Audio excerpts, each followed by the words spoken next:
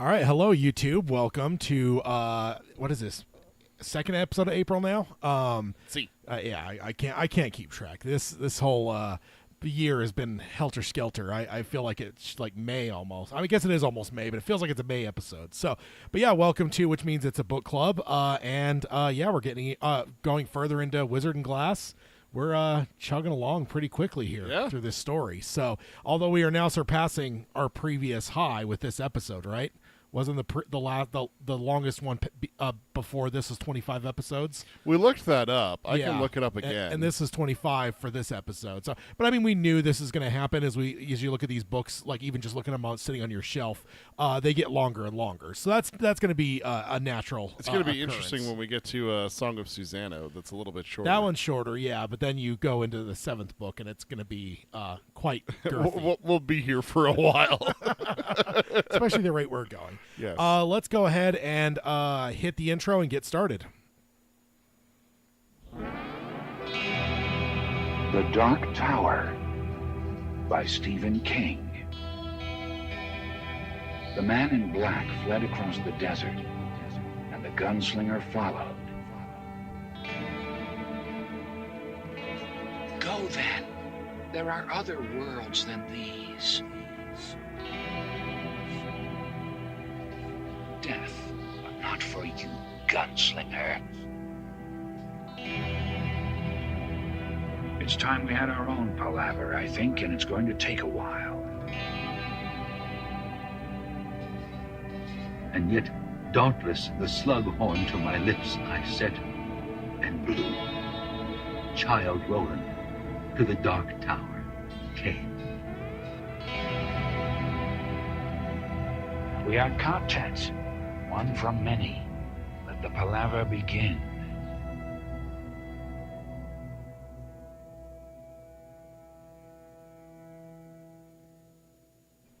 Hello and welcome to Dark Tower Palaver Book Club number 25 for Wizard and Glass. We are here chugging through the 4th book in the Dark Tower series and making our way quite a way through it. I think you were just looking it up. Is this this is surpassing our all-time? It's tying. Wizard and Glass was 25 episodes. Well, I mean, you mean Wastelands? Wastelands. Yeah, okay. Sorry.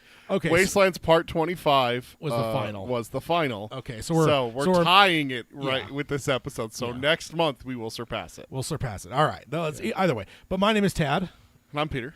And we're here for again for the. You threw me off there. I was waiting for you. So we gotta love these the book clubs here. Let's dive on into the introductions. The only spoiler warning we have is that we do have a spoiler section at the very end of the episode, but there will be a very clear noise and screen difference if you're watching and noise if you're listening. So if you've not finished the 7 primary books, you're safe to listen to this episode all the way up until that point, which is almost always the last couple minutes of the episode. It's usually not that long. And we do have stuff for the spoiler section this time. We do, but otherwise, this is a kind of a safe place for you if you've not finished the series. We stay where we're at or before. We don't jump ahead in these episodes. That was always the idea. These episodes is the roundtables; those are not safe at all. No. But we with have these, literally spoiled it before saying our names before. yes, Like that happened once. I'm pretty sure. that's true. We probably just dropped that. A boy was attacked on a bridge by a vicious beast. Stop it. Although Gasher is pretty vicious, so. Oh, that was on the other side of the bridge. He's on the bridge. See, that's probably why Jake didn't see him coming. He was still reeling from the attack. Stop it. The monster. But yeah, so that's so this is the safe episodes. Unless, of course, you're behind us in where you're reading. In that case, you'd be a fool to be clicking on this episode. What are you doing? We're way ahead of where you're at. Do you like spoilers? Turn back now. But yeah, let's go ahead and jump on into the rest of it. Apple Podcasting, Spotify, Amazon Music, Audible, any podcasting service of your choice. Those are the places to find the episodes and the shows. You can subscribe, rate, and review us on any of those. We appreciate that. And if you want to join us live or watch old live streams, you can do that over here at youtube.com/darktowerpalaver. It's always a fun thing to throw, snake emojis in the chat for Peter. That's always always a fun thing, right? No. Especially with wet emojis as well. Stop it. Oh, we have some Ermot coming up. Don't worry. And then if you're on the YouTube side, if you could like, subscribe, and ring the bell for notifications. We're coming up into summer season here, Captain Trip season, as some call it.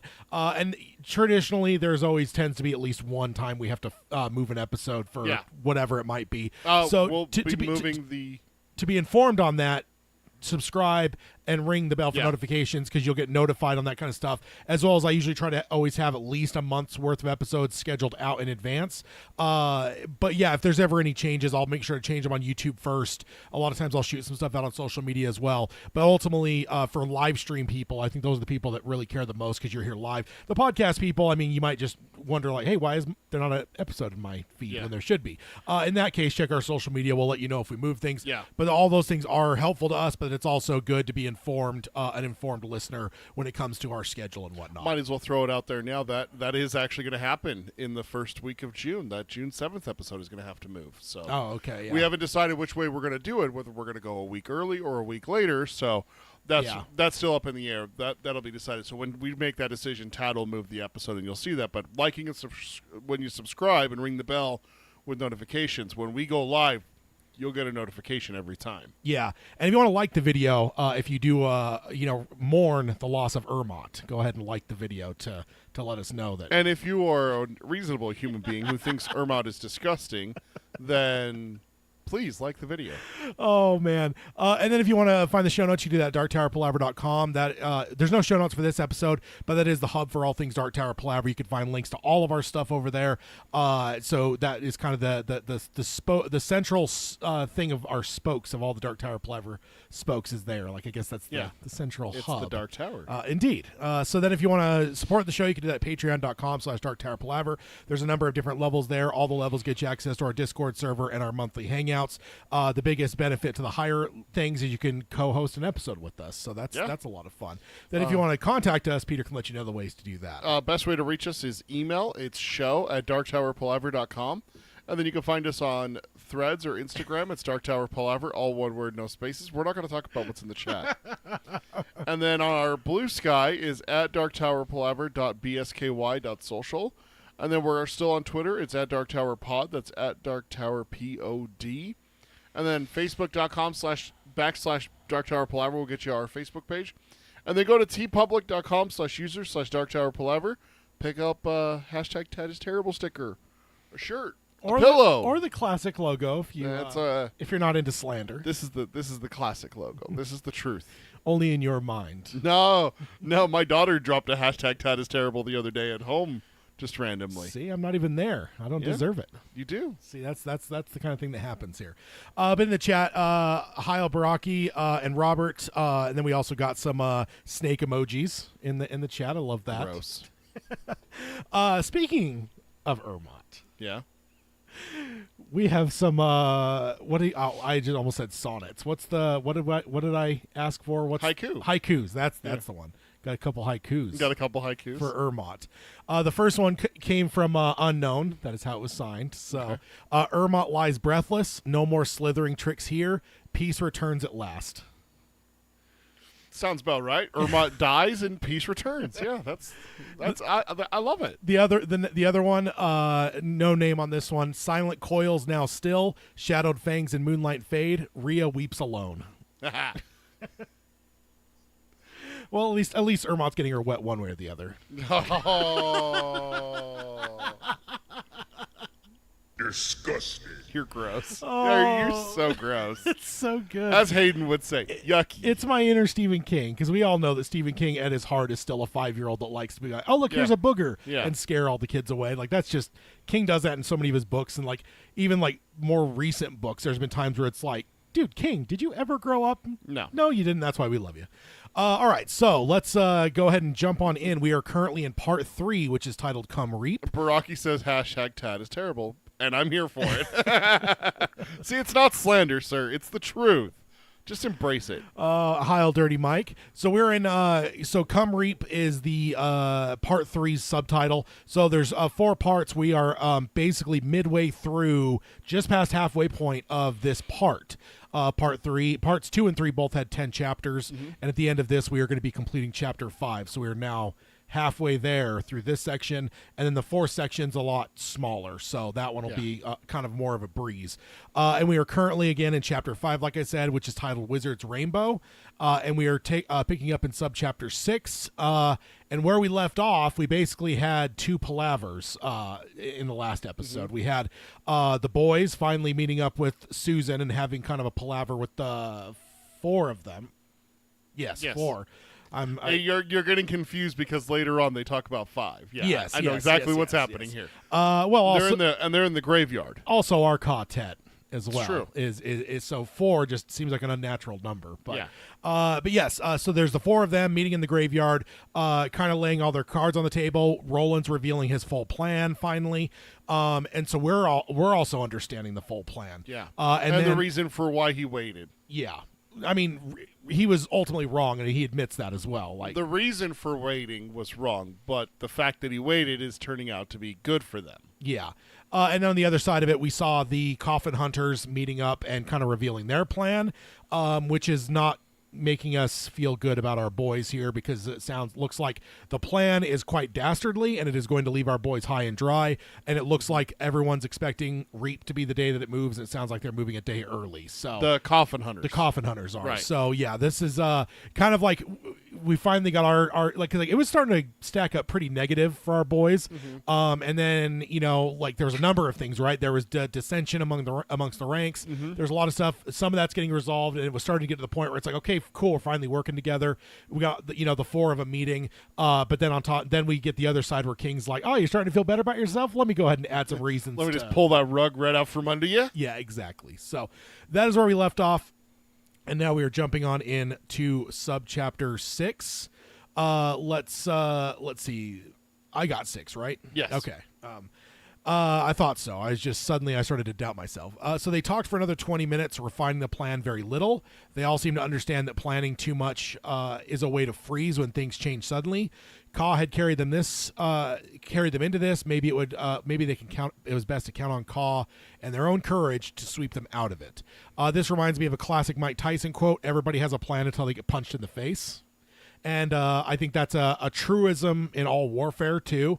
There's always those times you see throughout history where, like, an army has a very, very elaborate plan, but then once it hits like really stiff resistance, the whole thing just falls apart, right? Like, keep it simple, stupid is probably the best idea when it comes to, like, all this kind of stuff, because it's adversity always changes things up. So I'm kind of glad that they're not getting too complex, because I will be honest, I understand these boys have been trained well, but they are still boys. Yeah, it would be just like boys to overcomplicate the plan, and that caused them to stumble a little bit when things don't go their way. Yeah, it just reminds me of that quote from the Prussian Field Marshal Helmuth von Moltke.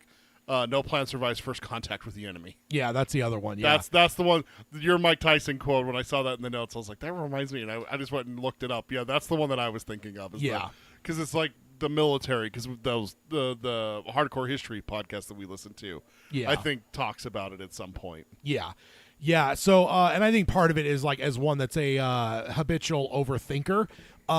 You try to think around corners, and you try to think through certain, things where it's like, okay, so you come to this, split in the river, and whether it goes left or right, well, then you got to start thinking whatever. But the problem is as you start going deep, like, there's too many ways that it can go, and, like, you can't plan all of those things. Yeah. You're going to collapse in on yourself. So it's better just to kind of have a basic idea, and then just run with it and let instinct it would be like if you were trying to plan, like, you're going on a hike, right? You're like, okay, well, if I go on a hike and if I fall off at this point and I break my leg, I need to have this with me and this with me. Well, what if you don't fall off at that point? What if you don't fall off at all? What if you get mauled by a bear? There's too many variables to be worried about, and that's what this is saying here is, like, they know that they can't make it too complex. Yeah, exactly. So I agree with their thoughts, though. You can't foresee the chaos of battle. It's just the more basic the plan, the better it is to just kind of know. I think of, like, things like, yes, there's like a complexity to something like D-Day in World War II, but at the same time, it was very basic. It's like, we just need to get a beachhead, and, like, that, everything else serves that. We need to secure this area, and then that area, and that area. Yeah, they didn't make it where, okay, and then this squad has to move up here, and this squad has to move up here. They didn't make it like that. No. They left room for wiggle for the squads and commanders down on the beaches. But their basic plan was land here, fight here, move there. Yeah. ABC, kind of thing. So then when you get to that Saving Private Ryan scene, that we all still lives in our heads. Shit went sideways. Like then it's not, you're not also like through the chaos, you're not also trying to think multi steps ahead. It's just a matter of I just got to survive, get up this beach and whatever. So, yeah, exactly. Yeah, good thought from the boys here. Yeah, that's just my only notice is that it is very smart for them. And again, boys. Yeah. But they are gunslingers. I guess they are. That's the caveat one of them we always is. have to. I mean, the other two are apprentices, right? Training. No, he's an apprentice, right? Because you become apprentice when you earn your guns, and you're an apprentice for a bit, and then you eventually, it's kind of like the Padawan thing, right? So I would say that no, they're not even that. He is that. So it's like I guess you could even argue that no, you don't even have a gunslinger here. You have a gunslinger apprentice, which is still a gunslinger though, and two students. So I mean that's the thing though is that Obi-Wan in Episode 1 is still a Jedi. Whether he's a Padawan or not, he's still a Jedi. Yeah. So that's where, you're trying to downplay that he's an apprentice. He's still a gunslinger. He earned his guns. He's a gunslinger. Yeah, he's got a long ways to go before he's like the gunslinger that we would assume when you assume the title gunslinger, right? Like when you hear that, we're thinking of what we see Roland later earlier in the story technically, but later in the timeline when he's a long way from being that kind of gunslinger where he's like fully able to handle himself on every aspect. Here it's we don't know. Like I think that's the thing, because if this is like adult Roland in this situation, like we wouldn't even sweat. Yeah, we'd be like, okay, he could like put one of his guns like away and never take it out. Like he could just do this all with. Well, he needs to do it all with one eventually. But this, like older Roland, this would not be as big of a challenge. Whereas with younger Roland, there's a lot more drama involved because he is younger. Let's see. Barack said, I always thought the other two were practically gunslingers, and they all knew and knew all they needed. They just hadn't tried the line. And I think that, I mean, and certainly not take away all of their training. They all certainly have training for most of their lives. So it's not like they are just, bumpkins. Kids. Yeah. They're not just kids. Like Jake, right? Jake's becoming a gunslinger, but like what we find Jake at the beginning of book 1, like that's not these boys. There's a radical difference between what Jake would be in our world coming into this new world versus what these boys are, right? These boys have been raised probably since they can walk, essentially by court, would be my guess. Like the second you can start walking is probably when they send them over to court and be like, all right, whip him into shape. Yeah. So wouldn't surprise me if they did, like from that very early age. It is a very big difference between where Eddie and Susanna were at the beginning of book 2, before Shardik and everything like that, and then Eddie has his little mini trial with the robots in the Shardik's clearing and everything. Yeah.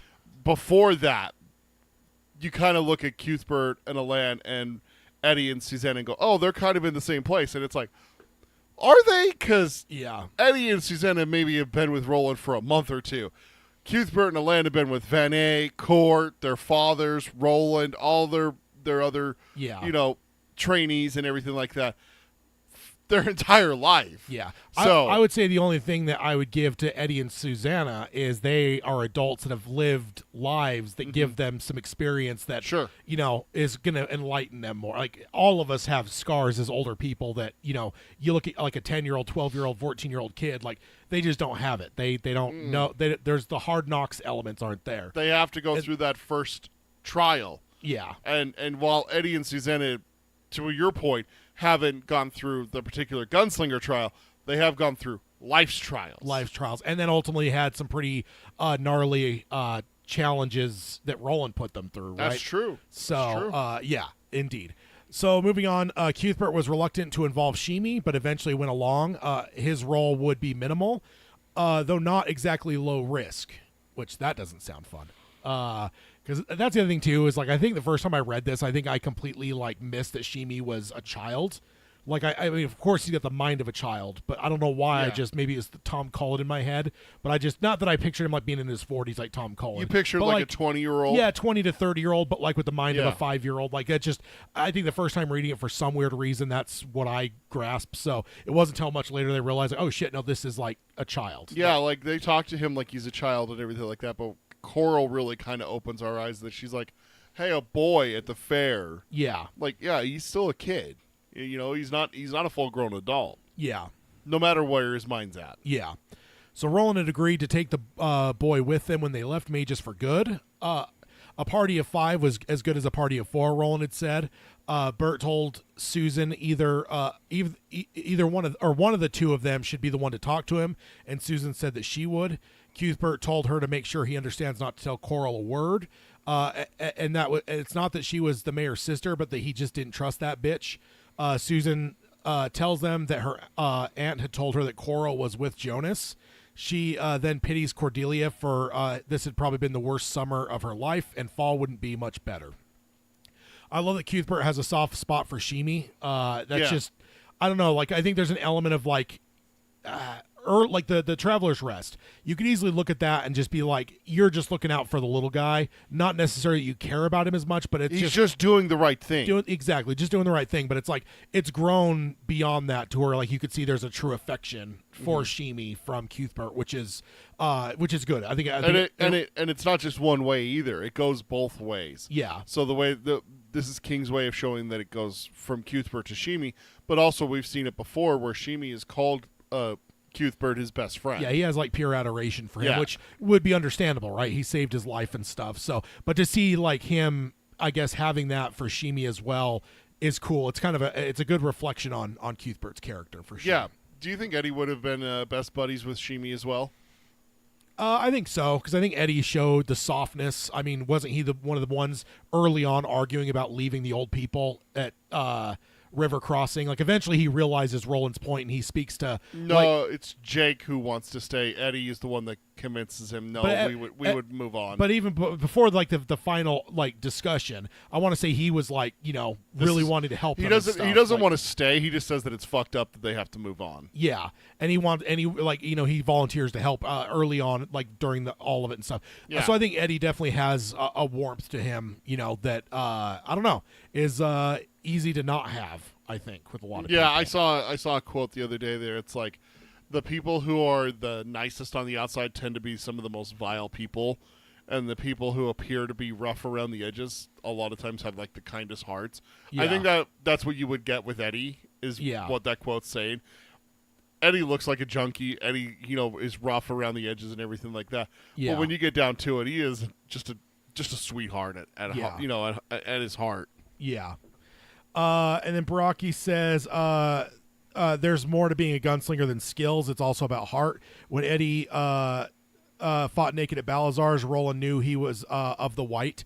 And I mean, yeah, and I think that showed his mettle too. I think Roland ultimately was kind of tracking, do they have the metal in them? Yeah. And I think that like with that was the seller for him with that. And Susanna, it's kind of obvious because like Detta is part of her, and it's like there's I mean, I think Roland even like almost like drools over like Detta in a way where he's like, man, if that wasn't completely psychotic and that could be harnessed, like that's someone I want on my side, right? Like, because she's just brutal, vicious, like calculating, like it's the perfect kind of person to have in a world like this. Like, you just can't have her snake biting you. Yeah, and that's the reason why he doesn't bring Jack Mort with him, is because there is no good there.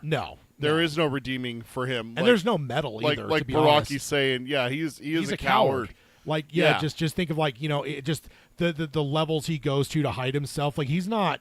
He's literally the opposite of them in that way, where it's like he's nasty, he can kill, but he's an absolute coward. He's just he's a mewling worm. Like, he's screaming, whining, like in his head when Roland takes him out. Like, there's just like nothing good or redeeming about him. Definitely nothing of the white. Like Baraki's saying is like there was indications with Eddie and Susanna, and there is obviously with Cuthbert and Alan, because they are of the white, born and raised and everything. So it's kind of interesting to look back on those doors and be like, oh, okay. Yeah. Besides, Detta's not going anywhere if Mort came through that door. No.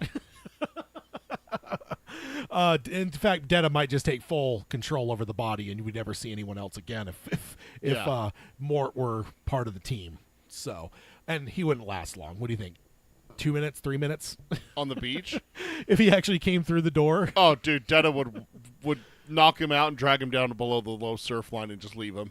No, I think she'd be doing it with her own teeth to the point where the point where he would want the lobstrosities. I mean, if she found out that he was the one, then absolutely. But if she doesn't know, he was the one twice. Yeah. Brocky says for Susanna, I think it was the scene on the beach where if Roland had not put the wet round in the gun, she would have killed them all. That's before her joining. That's before she becomes Susanna. Her trial is Shardik. Yeah. Roland says that. Yeah. Her trial is Shardik. Especially because she shot kind of poorly with the stones. You know, like, and Roland had to, like, kind of... he had to goose her into shooting in the first place. In a nasty way. And then she missed one of them, but he says, no, it's not a miss. Look. And he tossed her and it grazed it and everything. But ultimately, and he says the grazing still is going to be good in battle. Like you hit a guy in the arm, he's not going to be able to shoot. But she also only got to that after he kind of manipulated her. No, exactly. Like he had to goose her into it. Yeah. Yeah. So ultimately, I don't even yes, she's good, but at the same time, I think Shardik was truly her test. Because he was meaning the trial was Shardik, but the wet round scene was where we realized how deadly she could be.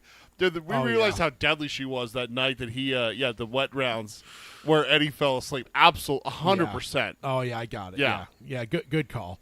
Also glad that they're all talking here. I'm glad they're taking him when it comes to Sheemie. Yes. My next note. Because I don't know. I guess I can't say that I've like completely lost sleep over Sheemie, but I have thought about it, especially as like we've got a little bit later here and they've used him very recently. There's just part of me that's like, and honestly I was bracing a little bit too, where I'm like, are they going to get this kid killed?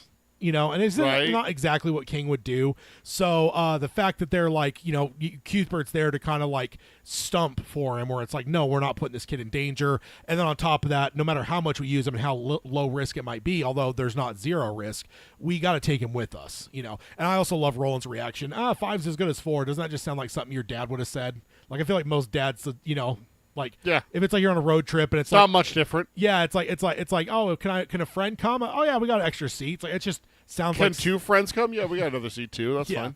Or if you want to like, you know, take a 10-mile detour to go see some god awful like tourist trap, like, you know, the world's largest ball of yarn. Yeah, exactly. That's the kind of dad who's it's only 10 miles. Like, it just Roland sounds very dad like here. The way I read that.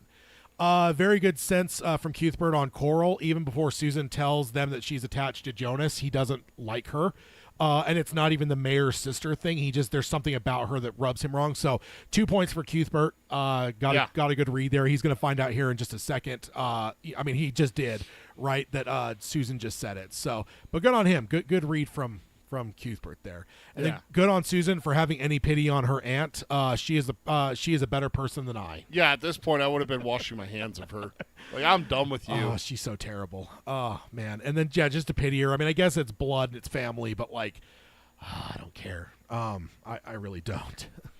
David says, if I had $1 for every time I saw a lady with no legs shoot a giant bear in the ass. He said, this is my impression of Sean Connery reading The Dark Tower. Sheemie very wet. Oh, man. I can't wait to see Shardik on screen, too. Oh, dude, that'll be terrifying. It's like, what is that, like 60, 70-foot bear? Like, that's just insane to think about. Like, bears are already terrifying. Imagine, like, one the size of Godzilla. I mean, not the modern takes on Godzilla, but the original takes on Godzilla. That's a pretty... It's a pretty big bear. That's a huge bear, man. I couldn't imagine. She said people will call her the aunt of a traitor. Alan said that some will know better, some always did. Susan says that maybe, but Cordelia is the kind of woman that never hears good gossip, no more than she speaks it. Then she said that Cordelia fancied Jonas. Oh, I'm sorry. Yeah, this is where she reveals that Cordelia had fancied Jonas. Or no, I guess earlier she did say that Coral's with Jonas now. Coral's with Jonas, but this is where he says that his aunt, fancied Jonas. Yeah. So Cuthbert was and this is straight from the book. Cuthbert was thunderstruck. Fancy Jonas by all the fiddling gods. Can you imagine it? Why? If they hung folks for bad taste in love, your auntie would go early, wouldn't she? Susan giggled and nodded. Roland said that it was time they left, and And if there was anything that Susan needed to know, they would use the redstone and the rock wall at Green Heart. Cuthbert agreed about getting out of there and said it was cold. The cold in this place ate into the bones, which I think we've all experienced that kind of cold. Mm-hmm. Well, maybe not all of us. If there's anyone listening from like Arizona and Florida, places that have never really seen true cold, but most of us have experienced, true cold. And yeah, there's just something about like that cold that cuts into you. That's just, that's hard. So my note here, Cordelia never hearing or speaking good gossip sounds just about right for her. She is just the worst. Yep. She's just the worst, man. And I've known people like that too. Like, like not necessarily even just older people. I've known people in our own age group where it's like you just know people that like everything is negative. Mm-hmm. I mean, we have a few of those that we work with where it's just like they could win the lottery and they would find 10 different ways to complain about it. Oh, now I have money that I have to figure out what I'm going to do with it. It's like, shut up. Yeah. So, that just totally fits Cordelia too. Not a surprise to me at all. No. So Cuthbert's shock is more funny to me now. This reads differently in the Shadow of 40 versus being in high school when I first read it, because now that I'm closer to the age of the adults in Cuthbert, and the shock here is that I think for most kids, the idea that older people can fall in love or are attracted to one another or have sex with one another is unthinkable, because kids are just like, ew, adults, Yeah. It's like every person that thinks like, oh, my parents had sex, however many siblings you have, if you're an only child, it's like my parents have had sex one time.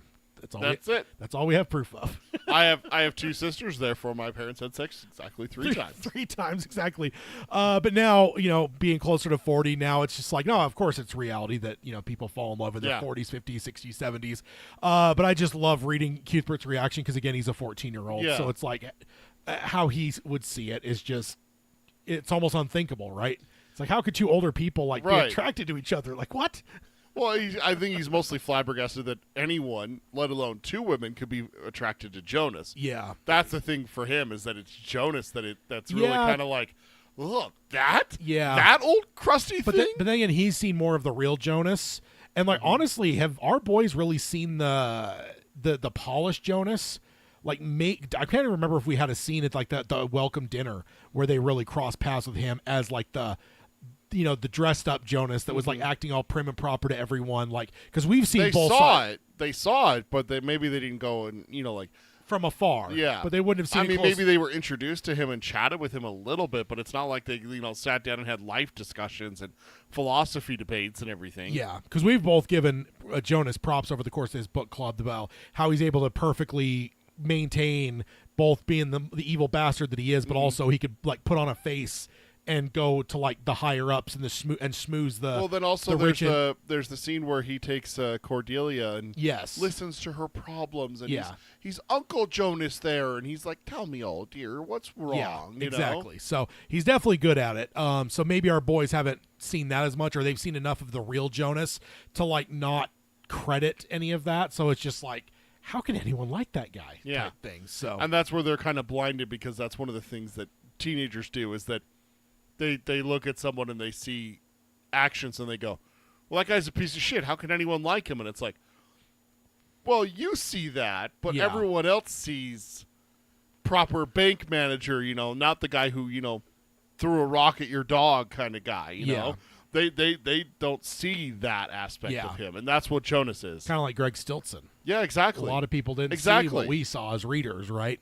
There's a lot of people that would have only seen the public image, but we were able to see those certain scenes in behind closed doors, whatever. So it's that kind of thing, I think, for exactly. My note here, finally Susan has some friends to confide in. Like, she has friends, she talks about this, but she kind of, like, all of her friends and her kind of pulled away from each other. Whether it's Susan's fault or it's the friend's fault is not, up for debate. It's a matter of they both distance themselves from each other. Yeah. And everything. I would think it's her situation. Yeah, well, that's what I was going to say. Like, I think when she's 16, but now she's being forced to kind of move into an adult role. Like, how is she going to be friends with 16-year-olds are not going to see her as their equal anymore? Yeah, they're going to be, if that's of age in Magus and everything like that, you're going to be looking at a group of young women who are out of school if they went to school. We don't know what the education system looks like. And they're looking at jobs, potential partners, Yeah. starting families and stuff like that.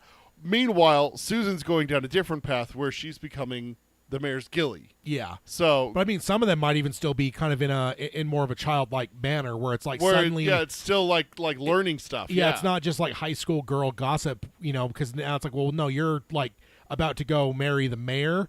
Like that's, you kind of are not in this level anymore. Well, right? not even married. That's the other thing. It's kind of a thing where it's just like, it would almost seem dumb to have conversations about like what boy likes who with her when you kind of know now that she's in this different realm. Like, it's not that she's done anything bad in their minds, but it's just someone's scenario changes so much like that. You just don't feel like connected to him anymore. Yeah, so it's like she's probably been alienated by her situation out of what her friend group would have been, because it's just like, oh, well, she's doing all that. That's it's the equivalent of like the King has a couple of these stories where, the dad passes away and the son has to become the head of the household, so he drops out of school and starts working. Well, that's not going to be the same.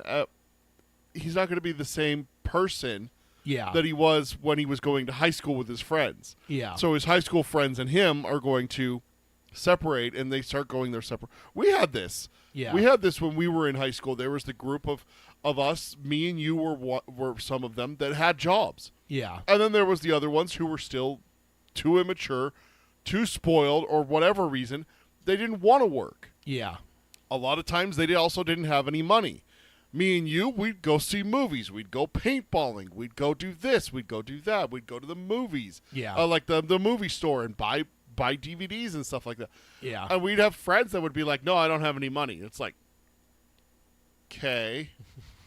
Well, why don't you get a job? I don't want to. Yeah. It's like, that's what we're talking about maybe, here. Maybe they were the smarter ones. Yeah, maybe they enjoyed their childhood while me and you were buying Xboxes and stuff, Yeah, indeed. Yeah. But it's nice. But back to my note. What it's nice is that Susan's able to finally confide in someone, because I understand that she had Roland, but Roland's her lover, and that's different. Here she's talking to Cuthbert. Yeah. And look at how Cuthbert reacts, and it makes her giggle, and she, she's having a moment with Cuthbert here. But who is he not going to make giggle? I mean, it's Roland, but he doesn't have any sense of humor. That's true. Roland's dead inside. He's just like a black hole. And we got a kid Roland here. So what was Eddie's line? What war was it? You lost your sense of humor. Yeah, what was it? Shot off. It's like, okay, well, I guess it wasn't, because even here at 14, he has no fucking sense of humor.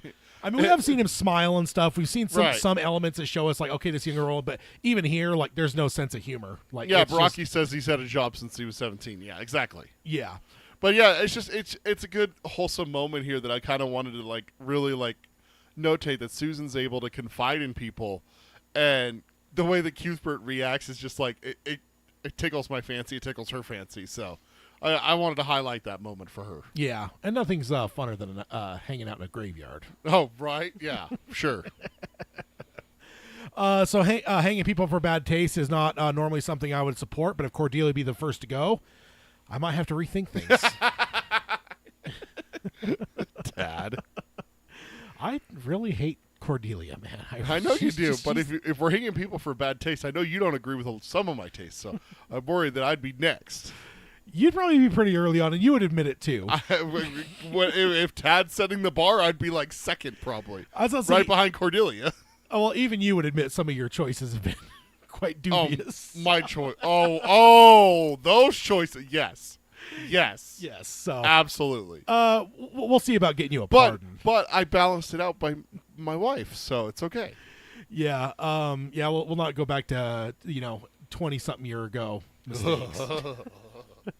Oh, man. I'd rather have the snake. The moist snake. Yeah, I'd rather have the moist snake than that. Roland stood up and said their edge, which was a good one, is that the traders have decided to leave them all free while they go round up and run. As he is about to wrap things up, Alan chimed in saying there was another more important matter, and Roland squatted back down and looked at Alan curiously, and Alan said, "The witch." Susan was startled. Susan startled at that mention, and Roland laughed it off, saying that she had no part in any of this. And he could see Roland laughs, and he could see. Well, I think that's more of just like a, like. Do you think Roland's ever belly laughed? That's all I'm asking. Yeah. Like, I don't know. I don't know. Well, I mean, we've seen him crack jokes in the third book, I guess. So like, I don't know. It's just weird. It's unnatural. Yeah, it's like the uncanny valley. It's just like you don't have a sense of humor. You know, even was that a joke, Roland? Yeah, even Eddie was like startled, and I think we all were the first time we read it. We're just like, wait, go back and read that again. And then Who said that? Then you read the next line, and it's like Eddie saying, "Roland, did you just make a joke?" It's like, oh my god, he did. But yeah, it's I don't know. And he could not see how she could be any part of this. He could not believe that she was part of Jonas's conspiracy. Alan agreed he didn't either. Roland said that he and Bert had shut her up, and if they hadn't, Cordelia would have gone nuclear by now, because she obviously would have told Cordelia all the note. Yeah. Then Alan said the crucial thing: it isn't about who she might have told, but how she knew it. So my note here in all caps: Bravo, Alan.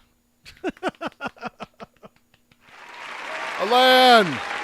Yeah, let's give a round of applause. Yeah, it's one of those moments I remember the first time I almost like fist pumped, because it's just like you guys are missing a big part of the puzzle here. So when someone like chides back to the direction of that missing piece, like it just makes you overwhelmingly happy, because like it's always a weird story when you know more of the ins and outs and the characters. I know some authors, they'll like not tell you, so there's more drama and you see things unfold. Sometimes you'll even see characters that have a plan, they discuss it together, but you're not privy to the conversation, and then you have to see it and unfold. Then they decided on a plan and they set it in motion. End of chapter. And even King will do that at times, but then there's other times where it's almost better drama when you know more of the story than the characters, because then when there's things missing, you just want to scream at them, where it's like no, it's like, you fucking idiots, man. And I mean, they're not idiots because there's no reason for them to know, but it just drives you nuts, and then it gives you this euphoria when it's finally whatever. So bravo, Alan. Thank you for asking that absolutely critical question. Yeah, and I my note, indeed, bravo, Alan. It is about asking the right questions, which doesn't happen a lot with heroes in stories like you're talking about it. Like if they would just talk to each other. Yeah. There's always that irritation where it's just like, just go talk to your brother, resolve the issue, and then you're not going to have any more drama the rest of the season. Yeah. I'm no expert in chick flicks, but I feel like almost every chick flick has if they would just talk, this whole thing would be solved. So. Yes. Yeah. Absolutely. And it's that way in a lot of TV shows. My wife loves Supernatural, and I will say that it is one of the most guilty shows when it comes to this, is that if the two brothers would just talk instead of keeping secrets, and they would just be like, hey, by the way, so this demon infested me the other day, but he left, and I made a deal with him so he would leave. So here's the reason why we need to talk about this, so that you're aware of this. That's what Alan's doing here, is he's asking the right questions so that they talk about it. Yeah. He's not just letting it go either. Like, Roland's like, oh, this has no part of it. And Alan's like, no, it does. Yeah. This is important. And that's why I want to say, like, even more so for Alan, is like asking the right questions is amazing in fiction. Like, it's so awesome when a character does it. So bravo, Alan. Got some more snake emojis in the chat. Gotta love that. No. Gotta love that. Don't. And then Robert says snake handler at 17, Baraki. And then he said, LOL, one might say so. Oh, man. Let's see. And then my next note to the earlier stuff, honestly, I think that we can take for granted that we can often take for granted the edge of the enemy letting the boys remain free. Like, that's something you could easily take for granted, but it's like, no, we got to like credit that. That is a good break, because honestly, they could just arrest them now on some trumped up charges and the game's over. So I guess Jonas is underestimating our boys still. I think that all comes down to is what we talked about a few episodes ago. Maybe it was last episode, where we know now that it's not majority of the town that's in on the conspiracy. Yeah. It's the Horsemen's Association, maybe even only the higher ups in the Horsemen Association, the mayor, Kimba, Coral, Brian Hokey, there's a few people in the Coffin Hunters. Yeah. But if you arrest the boys on some trumped-up charge, you need to make it look good. Yeah. And we found out last time they are going to make it look good. But I'm just saying they could easily trump up something. It doesn't even have to be like killing the mayor and stuff like they're planning. Yeah. But you could trump up something to get the boys off the board, and they're just not doing that. And again, it's ultimately Jonas. We kind of earlier, a number of episodes back, said that Jonas is never going to underestimate the boys again. But here we are realizing that like maybe he's not fully underestimating them, but he is taking them more lightly than he should. I think he's worried about getting his paw burned. Is that he already got smacked once, and he's worried about getting it again, and so he's being cautious. Maybe what you're saying, he's being a little too cautious and everything. Yeah. But what I'm saying is that it's not going to be easy to frame these boys on something whipped up quickly. Like, you got to do it right. Otherwise, you're going to have a lot of people going, hey, wait a minute, those are affiliation boys. You can't just throw them in jail. Yeah. You can't do that to them. They're the white, and everything like that. So yeah. that's what I would be worried about if I was Jonas, is because you're not of the town. Yeah. So you would have to have someone from the town to see. And already we're getting a more complicated than just some trumped up charge, throw them in jail. But they are now because they're deputized, so it's like now they are more right on the and now is when they're going to get ready to move, is they have the plan and everything like that. Also, the thing that I would worry about if I was Jonas, if you move too early, remember he's thinking castles.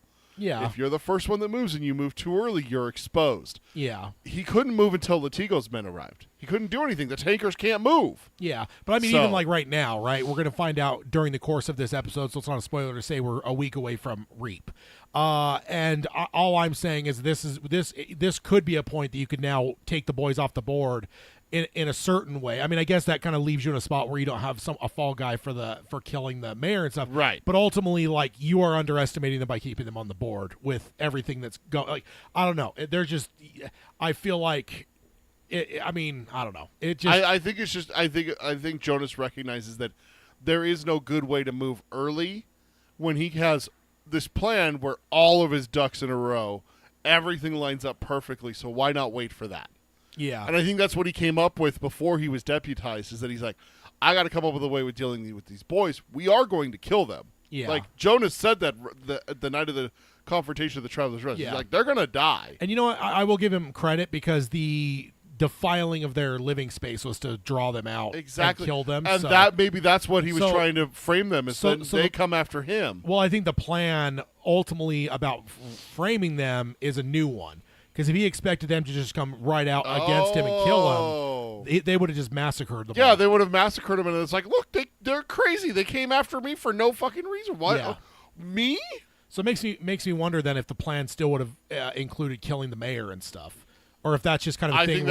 I think that was kind of in place when they're ready to leave town. But now, it's just two birds, one stone kind of thing. Yeah, it just makes me wonder, like, who would they have framed then? Do they have another fall guy that got off the hook because the boys are now in that position? Maybe they were going to kill the mayor and have Kimba take the fall. Because Kimber is the one that has the most to gain from the mayor's death. For sure, but I mean, there you get both of them out of the way. You're saying complete treachery because he's in on the plan with the idea that we're going to get rid of the mayor so you could take his place. You're saying then to fuck him over and frame him for it. Exactly. And just basically leave the town in flames. Yeah, well, that's their plan anyways. Yeah. Because Coral said it, is that, Kimber's got to go too.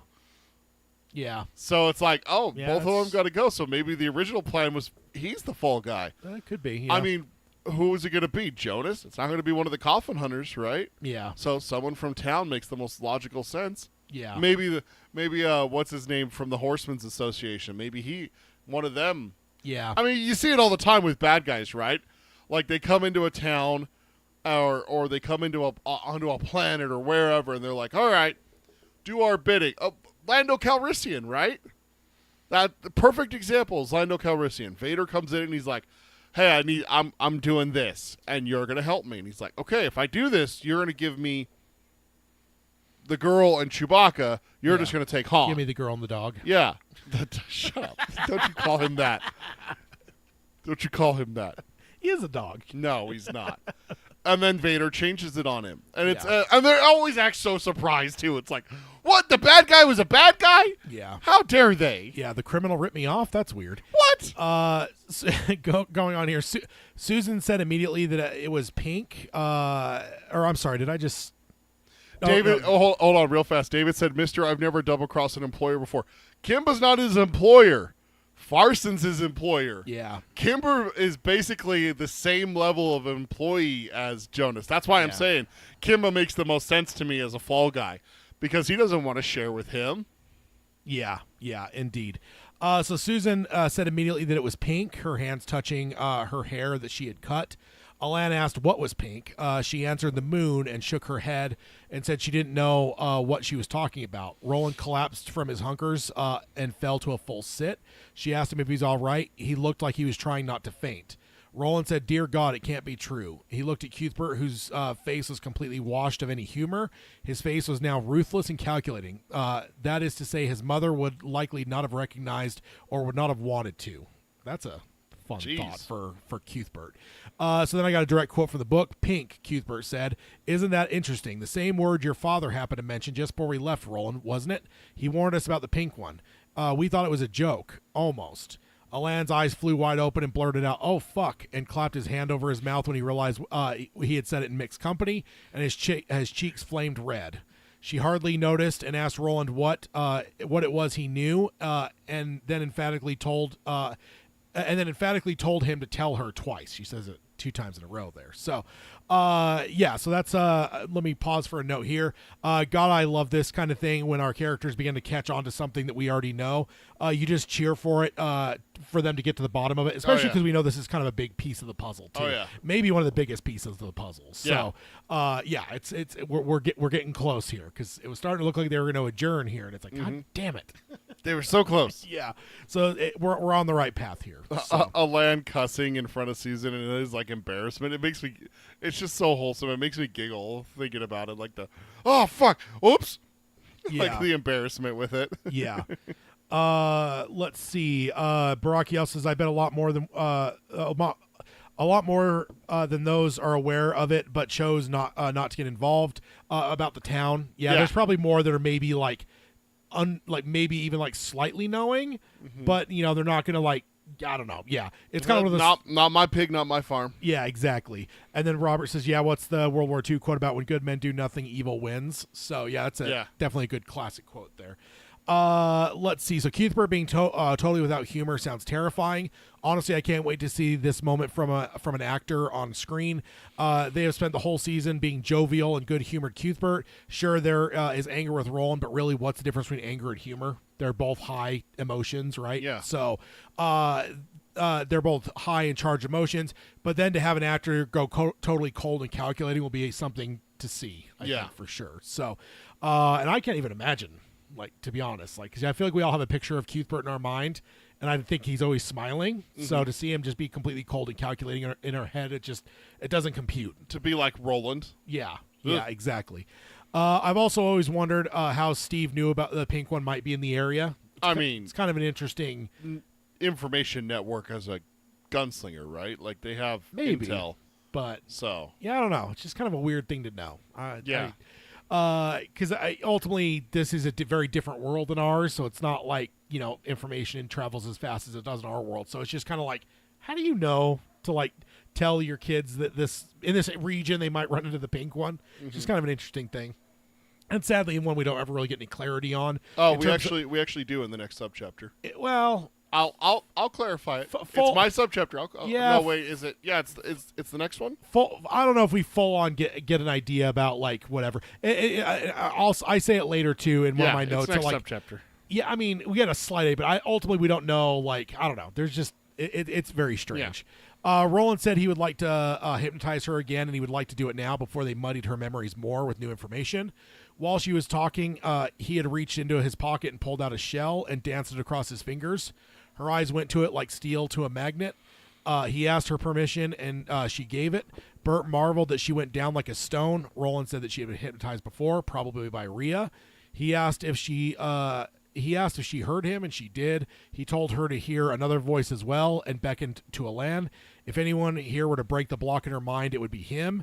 As Alan engaged her with her, Roland was taken back to the stream when Susan had been in a trance and cut off her hair. She had said everything was pink. Roland thought back to his dad in the courtyard, saying it was the grapefruit, the pink one. So that is the end of the subchapter.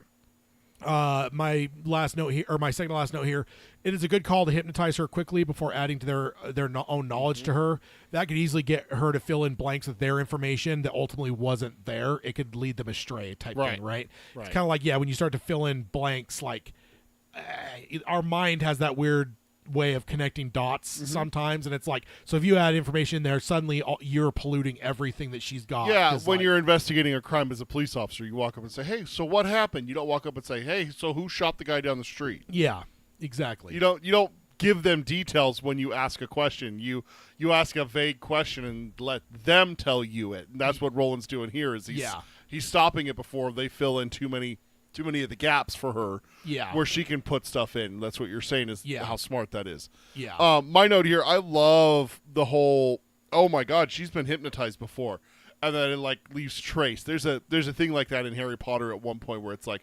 magic leaves traces, and I know this wizard's way of doing magic, his sign, his like call sign, basically. Yeah, his sigil. Not sigil, not like an actual like sigil, but like a his signature kind of like thing, like obviously this is him. It has his flourish to it and everything.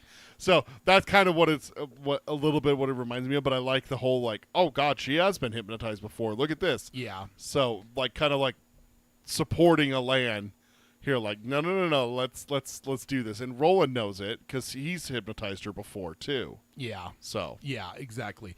Then my last note: Alan's time to shine, so to speak. I see what you did there. I like it. Because again, Alan is like the very unassuming one, so it's just like it's kind of nice at times to see him like get a little bit more into the central part of the story. Yes. So I definitely love it. I love Alan too. I feel like we could easily overlook him at times, because like Roland's Roland, Cuthbert is Cuthbert. They're both like forces of nature, and then there's just Alan. I feel like he can get lost in the middle at times, so it's just always great when he kind of pops. Yeah, we need a da-dum for you. We talked about that at one We point. do need that. We have a drum roll, but we don't have a da-dum. Yeah, it's which true. Apparently is called a rim shot. Yeah. Oh, I didn't know that. Oh, really? No, never. I've heard the term rim shot before. I always just assumed it was something dirty, so I never asked. Being naive as I am. So yeah, yeah, indeed. Yeah. That would be a good soundbite to get for sure. So subchapter 7 here. We got a flashback. We're going back to Gilead. Horses. So, yeah. Just thinking about this in context, Roland's telling a story to his quartet in our modern time, quote unquote, and it's telling his backstory. So now he's telling the story of when he was 14 and went to Magus. So now inside of this backstory, we're getting a flashback. Where have I heard this before? I've heard this before. Where have I heard this before? We need an Inception button too. Flashback within a flashback within a flashback. Yeah, that's kind of a tradition in this series. Yeah. So I just wanted to point that out. I meant to put a note, but I forgot. I mean, we had that back in Gunslinger. Yeah, that's right. Flashback within a flashback within a story within a flashback within a flash. Yeah, it's just. When you have to like sort it out, you go, "Oh, I've gone cross-eyed." Oh no, I've gone cross-eyed. David said it doesn't have to be dirty. Just ask the snake. And then Baraki, naughty boy, with the naughty boy, pointing at the snake. Subchapter 7, our flashback that we got off subject on. I just realized, is there a tongue emoji? You stop it. The horses were saddled and ready. The three boys stood before them, outwardly stolid, inwardly feverish to head out. The roads called to them, just like it always calls to the young. They were in the courtyard east of the Great Hall, not far from where Roland bested court. It was early, the sun had not risen yet, and a mist lay over the green fields. At a distance of about 20 paces, Cuthbert and Alan's father stood sentry with their legs spread, watching with their hands on the butt of their guns.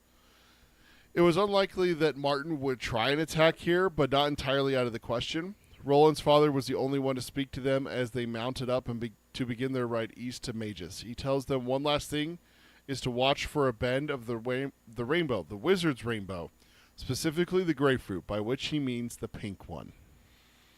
Yeah, so it's obvious why we're flashing back here now suddenly. Also, it's kind of cool because I this is kind of one of those scenes I remember when we were reading this, when I read this the first time. It's kind of weird that you just skip all this. Yeah. Like you skip their leaving. We never really get their journey. We get some stories about it here and there, but not much. Mm-hmm. More from Reynolds that rides their back trail. You almost hear more of their travel tales through it. Whichever it is. I always get the two confused. One of the two. Who could tell them apart? They're not. I mean, one has glasses, one doesn't. They're not important enough to remember. Yeah. But either way, you hear more of their story through his investigation. So it's just, I just found it weird. So this is kind of a cool flashback because it's like, this feels like a critical moment, right? These young boys, Roland's first time out. It just feels like that last send off from your dad, the head of all the gunslingers.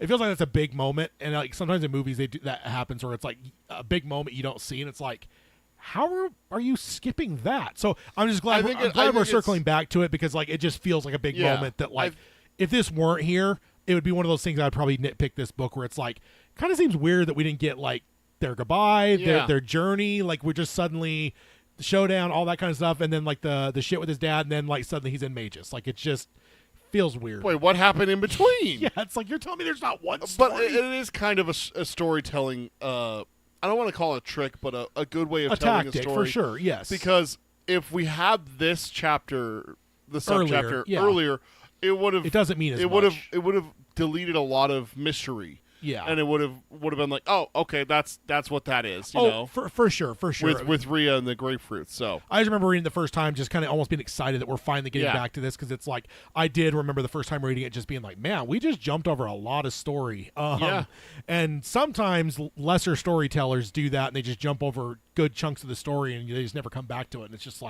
okay. So that's the important thing. As long as you come back to it and give me something from that era. We were talking last night after we went and saw Revenge of the Sith about Last of Us. We're like, well, they got to give us, more backstory to these events that they keep alluding to. And it's like, well, we're going to. Don't worry, we're going to. And it's it's true. This show lives with flashbacks. Yeah, that's King to a T. Yeah, kind of like King, especially in this story. Yeah, for sure. So I love the feeling that they're about the feeling they have about heading out. It's just like a kid in our world ready to start a road trip, but like in our world, that excitement wears off eventually, and eventually you'll end up getting homesick, or you're just tired of being in the car for 8 hours. They're excited now, but it's just one of those things you just know it's not going to last. I mean, of course, we've already seen it where Cuthbert's super homesick. Alan is just freaking out earlier on, where it's we got to reach out and stuff. So it's this excitement wears off, just like it does in every world. Yep. But it's just, I love this because it just feels like something familiar to a lot of us. Did vacation. Well, especially since this is the part where you're leaving. It's the traveling. Where you're talking the homesickness and everything like that. It's when you get there and you have to stay there for a while. Yeah, but you don't think about that when you're leaving. No, you don't think about that when you're getting ready to leave. It's just, I'm going on an adventure, Bilbo. Yeah, exactly. It's when your family's gonna go, hey, we're gonna go camp for a week and a half. It's oh, hell yeah, that sounds cool. But then 4 or 5 days in, you're I want my bed. I want to go home. I want my Super Nintendo. I want to shower. I want my Super Nintendo. Yeah, exactly. It's again, it's just connecting our real world examples to this, and it just feels like it for sure. And the first trip, that just, it's maybe the first time your parents leave you home alone. There's a certain adventure that you feel with that, where it's the first time I'm left alone, or the first time you drive on your own, whatever it is. There's all those first, and this is it for them. So I think we can all relate. Yeah. Showing Martin has fled but is still highly dangerous, having 2 gunslingers watching for him to try something, that kind of shows you the threat level there. Yeah, unpredictability. We don't just have Steven saying goodbye. We have the other 2 fathers, but they're not just there crowded around the horses saying goodbye. They're on watch. They're on guard. Yeah. Here, they're okay, where's motherfucker? Yeah. But that goes to my note. But I said mine is. But I also think they are there to see their boys off as well. I think that's primarily why they're there. But the fact that they are acting the way they are speaks to Martin's danger. Right. Exactly. Instead of that's what I was saying. Is instead of being next to the horses saying, all right, Alen, you be good. All right, Cuthbert, you have fun, and send me a pigeon. Write me a letter. Keep your mouth shut. Keep your mouth shut, for God's sake. No, they're backaways because they're protecting. Yeah, they're being the bodyguards at that. Do you think there's a kind of a subservient element to it too, where Steven's the head, so it's not their place to be there with the boys. Does that make sense? Mm-hmm. Like it's kind of like the lesser officer versus like the general. Like there's just an element where maybe that's part of it too. Where these are the two MPs flanking Patton kind of thing. But honestly, it is our kids. Yeah, but this isn't our place to be that last. The one who gives voice. them the last final instructions and sends them on their way. No, it's the head gunslinger who's supposed to do that. Yeah. It's their first mission. Honestly, it might be kind of like a ritual kind of thing. That's what I'm kind of wondering, if there's like more to it that we're never going to fully know. I mean, I think that's part of it, but also the way that the chapter read is that they had no idea where the fuck Martin is. Yeah. He could still be there. Yeah. He could be in Gilead. He could not be in Gilead. He could be on the moon for all they fucking know. They have no fucking clue. Yeah. So that's where it's just like better safe than sorry. We better have, someone watching. Maybe it's two of them watching Steven's back, because how important is he? Yeah. Yeah, for sure. So. Absolutely. And then you got one more note here? Oh, yeah. Sorry, I thought it was your note. But yeah, we have seen the pink one all right. That's for damn sure. We've seen a lot of it. Yeah, now King's filling in some gaps here. Exactly. But yeah, we've seen a lot of it. Yeah. In fact, it's one of the earliest things we saw in this story. Yeah. With Rhea and Susan up there. Yeah. Cuthbert says the Wizard's Rainbow is just a fairy tale, smiling to match Steven's smile, but something in Steven's eyes made Cuthbert's smile falter. Isn't it? Cuthbert asks. Stephen tells them not all the stories were true, but it is said that the rainbow had 13 glass balls, one for each of the 12 guardians and one representing the nexus point of the beams. One for the Dark Tower, Roland said in a low voice as he felt goose flesh. Want to pause there. It says he felt goose flesh. It doesn't say where, so I found that a little small. Yeah. Oh, interesting. Yeah. Stephen goes on to explain that they used to tell stories to scare each other with the story of 13, and that is why it's called the black ball, unless their fathers caught them at it. His dad said talking about 13 was not wise because it might hear you and roll your way. That's fun. That's a fun phrase. That's a fun. Then he goes on to say that it doesn't matter for them, at least now. The one to watch out for is Maryland's grapefruit. And Maryland is spelled a little funky. Yeah. It is impossible to tell how serious he is, if he was even being serious at all. Stephen goes on to say that the other balls of the rainbow if they did exist, they most likely are broken now. Any that still exist don't stay in one place for long, but they believe that 3 or 4 bends of the rainbow are still rolling around. Again, the whole rolling thing. I love that. Yeah. The blue, almost certainly, since a desert tribe of slow mutants called the Total Hogs had it less than 50 years ago. The green and orange ones are reputed to be in Lud and Dis, respectively, and maybe the pink one still exists. Yeah, and that's kind of where I'm getting at in terms of, like, it just feels like, hey, we got a report of 150 years. This isn't like something that they're like, hey, we're getting, like, daily updates about, like, hey, there may have been a sighting. So it seems weird that he, like, called that one out. It could not just like, hey, could be any bends of the rainbow. Like, it just makes me wonder, like, what information, we're not to my point yet. What bird carried what message to you? No, we're not there yet. You hang on. We're almost there. I always love when something that is powerful and dangerous is thought to be a myth or a fairy tale. It is not an overplayed trope, but it is far from being a rare one. Yeah. But I do always love it. It's a good one. Yeah. It's a fun one. Hearing Stephen talk about when he was a boy telling ghost stories around the campfire is just a fun thought. I don't know why we get 4 scenes with Stephen total. Not much. Yeah. So just any little bit of morsel, and again, world building with Gilead. I eat it up. Yeah, me too. I like how similarly they are not sure how serious to take him. So they're maybe thinking he's just telling them a ghost story to scare them a bit on their way out. Not that they don't exist or not, but to watch out for it. Not like even if they really exist, but for him to warn them, it could just be like that dad thing where it's like, hey, we're going camping and there's a ghost in these woods. Like, I don't know about you. You probably won't see it, but but keep your eyes out for a woman in a black shawl. Isn't that just a standard dad thing? Oh yeah. Like it's just. So I just wondered about like, hey, like even if they accept that they're all real and the ones that still exist, like maybe he's like joshing them a little bit about, hey, watch out for that one. Like, type thing. So exactly. I also wonder if they. I wonder if they do anything else. Like I think of the Plantiers in Lord of the Rings, and they're all malevolent and they don't lie, but they're very choosy about what they show people to manipulate them, essentially, right? Mm-hmm. And they're talking about the Plantiers and the Plantiers, okay. yeah. Like so, it reminds me of those from Lord of the Rings.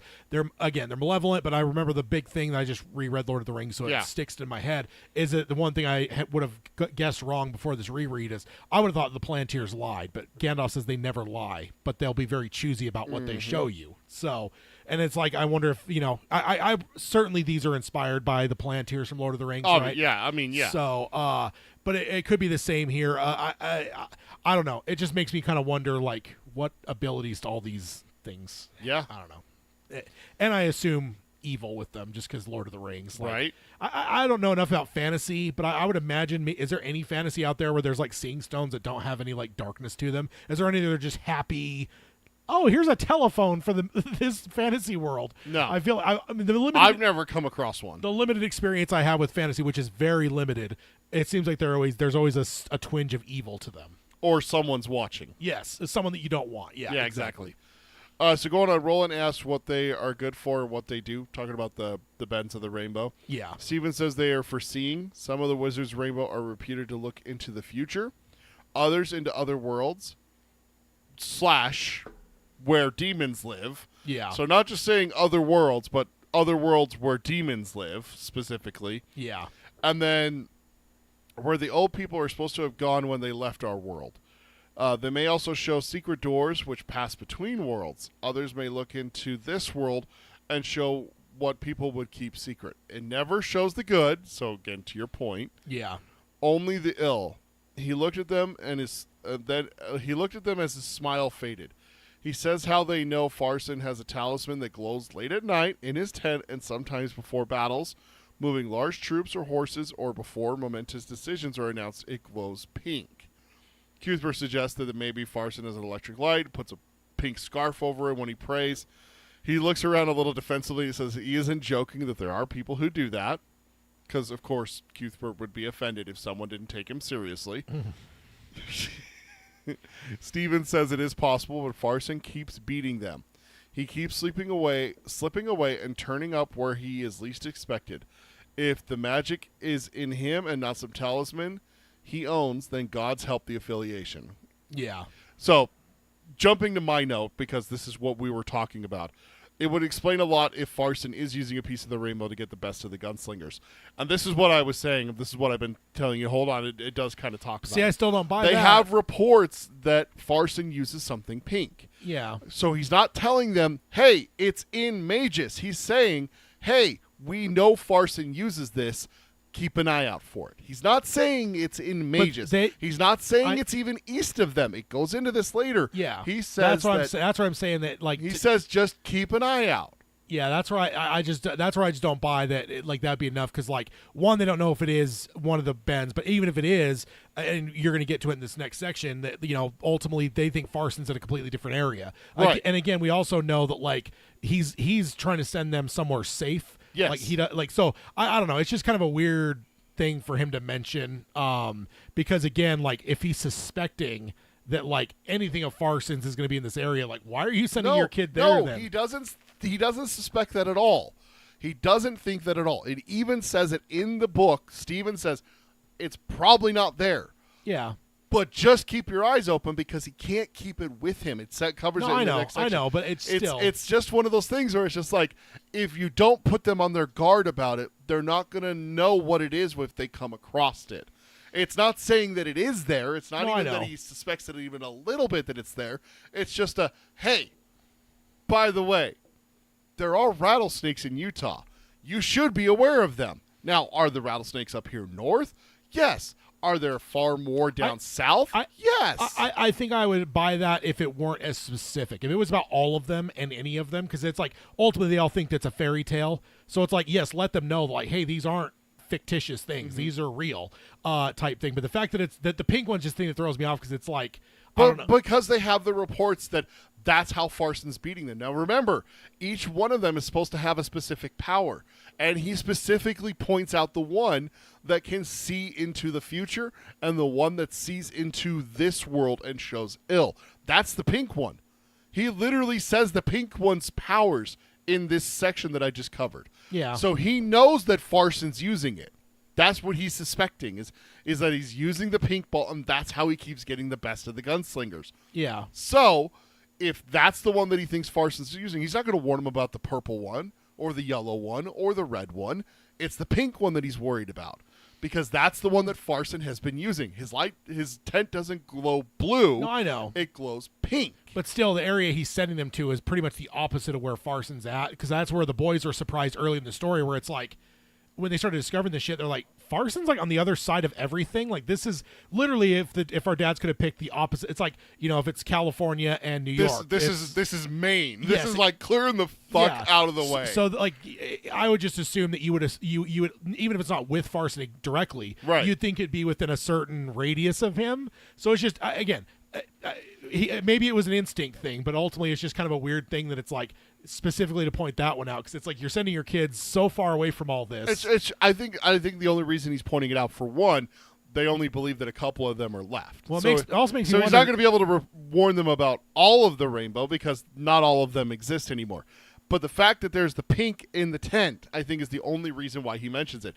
If they didn't have that report that every time before a large troop movement, or the times where he's getting the best of them, that there's the pink light because they have spies. No, and connections to Farson, I have no issue with that. It's just a matter of where they're being sent so far removed from Farson. It starts to make me wonder, did Steven have some suspicions of something going on here connected to Farson when he's sending the boys here? I think, or is 100% this is just like summer camp, or is there like, I wonder if there's something going on with Farson in this area. Let me send my boys. I don't think he knew the extent of danger there would be, but I'm kind of wondering if he had some suspicions. No, I don't think so. I don't think so, because he covers it, and I trust Steven.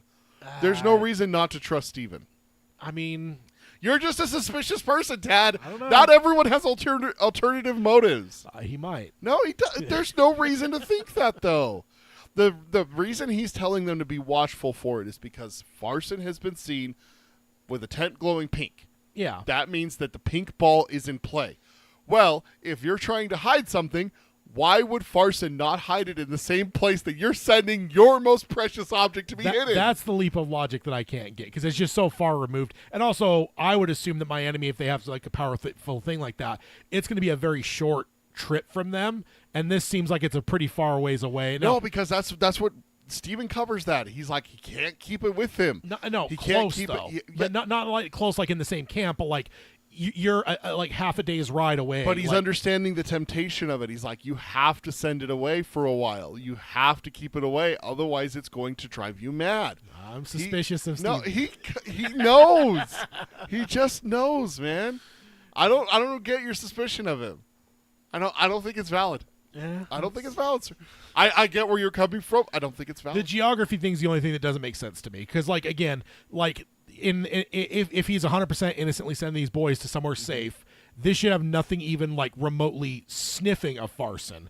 So like the ball should not even be in the same like, not even just state, but like what would you call like a region, like Western or Midwest? Like it shouldn't north, south, east, west region. It shouldn't even be in the same like vicinity if you're sending him somewhere safe. So that's why I'm like, it's a geography part. I get why he suspects that Farson's using it, but it's just a matter of like to mention to the boys when you're sending them like, hey, let me send you the safest place I could possibly find, and then it's like, hey, watch out for Farson's toy though.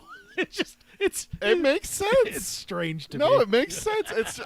I think that every gunslinger who went on a special mission here is getting the same note. I think is gonna get the same note. Be like, hey, watch out for the pink one. No, I think the gunslingers all just know it inherently.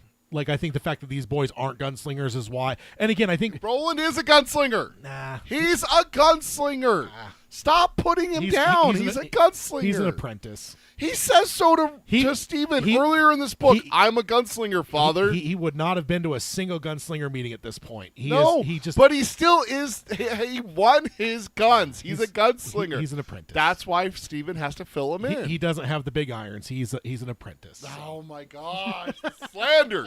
You want to talk slander? You are purposely going against what Stephen King wrote. No. Stephen King wrote that he is a gunslinger. multiple times. He's a gunslinger apprentice, which is a gunslinger. Which is called that multiple times too. And again, a Jedi Padawan is still a fucking Jedi. And again, this is all happening within a day or two. He is not a full gunslinger. He is a gunslinger. But by the technicality, yes. But in any real sense, he's not. He wouldn't have been to anything to where like everything that gunslingers know in terms of like. For intelligence wise, he's not going to be privy to any of that. Yeah, a lot of gunslingers are going to be privy to that. Do you think that Steven's going to be bearing everything to every single gunslinger? No, but I think there's like certain like it's kind of like an officer in a war, right? Yes. Like there's certain things all the officers are aware of, and it's just a matter of if you're the first guy that dropped in, you just graduated West Point, you may not have had that rundown yet, right? So it's like you may not like. But but by your logic, that person's not a member of that army. That's your logic, is that he's not a member of this army. I mean, that's the way it's usually viewed. But he is still a member of that army. He's a lieutenant in that army, just because he's a replacement who graduated West Point just like on D-Day. Just like Tom Hanks' kid that's what I'm talking about. Nobody took serious. But he's still a member of that army, whether they treated him like shit or not. He's still a member of that army, and that's where I won't have the slander. Roland is a gunslinger at this point. He is. Cuthbert and Alan say it. King says it. Yeah. Steven says it. Roland says it. The only person that's not saying it is you. All I'm saying is apprentice gunslinger is mentioned multiple times as well. So you're missing the word there, gunslinger. It's not apprentice. It's not just apprentice. Apprentice gunslinger. And with loaner guns, because he's got to wait till he's like full on before he gets his dad's guns. It's just there's. David says Steven's just covering all his bases. That's what it is. He's just in case. No, I'm just suspicious of Steven. My gosh, there's no reason to be suspicious. Well, no, and I wouldn't hold it against him because ultimately these are trained boys. You know, your boy just passed his trials like that. Maybe it's not 100% about safety, but it is also about it could even be an inkling where it's like something might be going on here. Again, I don't think he would suspect it's as dangerous as it actually is, or he wouldn't have sent them.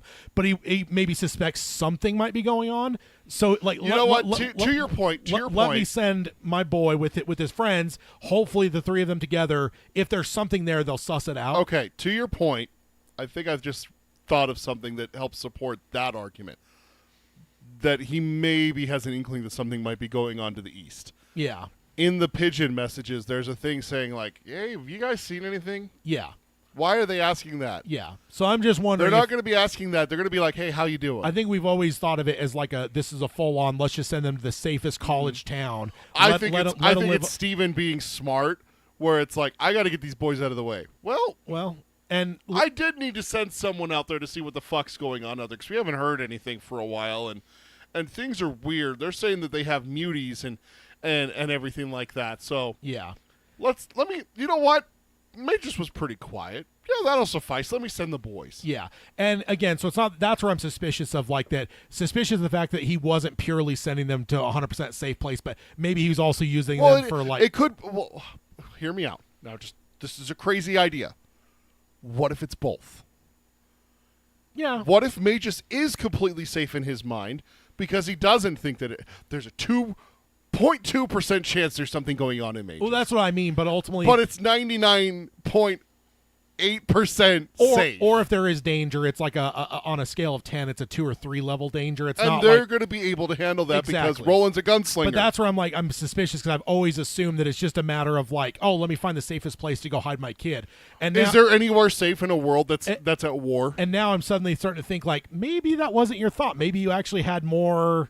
an ulterior motive. Yeah, exactly. So that's where I'm suspicious because it's just like, but again, if Roland is cut from the same cloth as his dad, is that not exactly something Roland would do? That's exactly what Roland would do. I'm not saying it's bad. I'm just saying that's the nature of what we know as Roland. Like, who's to say his dad's not any different? You may have started bringing me around to your side on Steven, but I will not budge. Roland is a fucking gunslinger at this point. I cannot believe that you're slandering if him. they had badges, he wouldn't even have one yet. He'd have a badge because they wouldn't have been able to mint it yet. Guess what? They have badges. It's called fucking guns. Guess what? He has them. Loners, yeah. No, those are his guns. Those are his apprentice guns. He took them from Court's locker. Those are gunslinger fucking guns. Yeah. They're not loners. Those are his.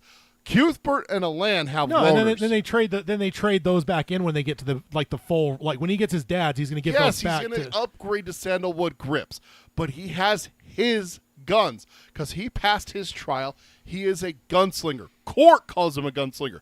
Are you saying Court's wrong? Who knows? He's all beat up and. Oh, you goddamn you, Tad!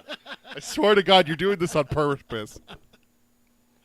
I love getting you riled up. I know. I swear you're doing it on purpose. You have 2 notes here. I've already covered my note. It's your turn. The idea that you can use them to look into other worlds is titillating, especially since we know one of the other worlds that they're talking about is our world.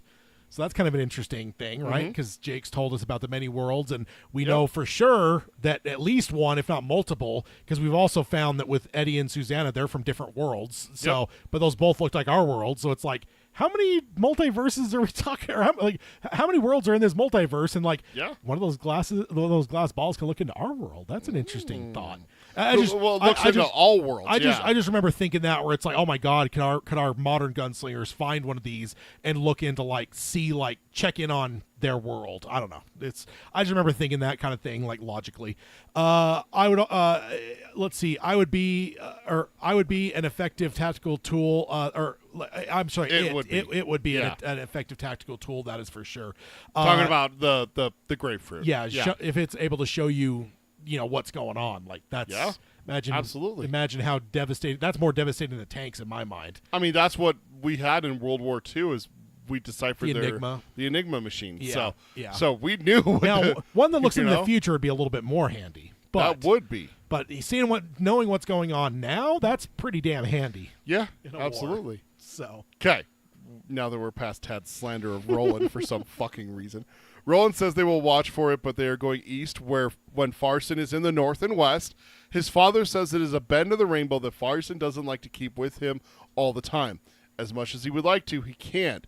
Roland asks why not. Steven explains because it is alive and hungry.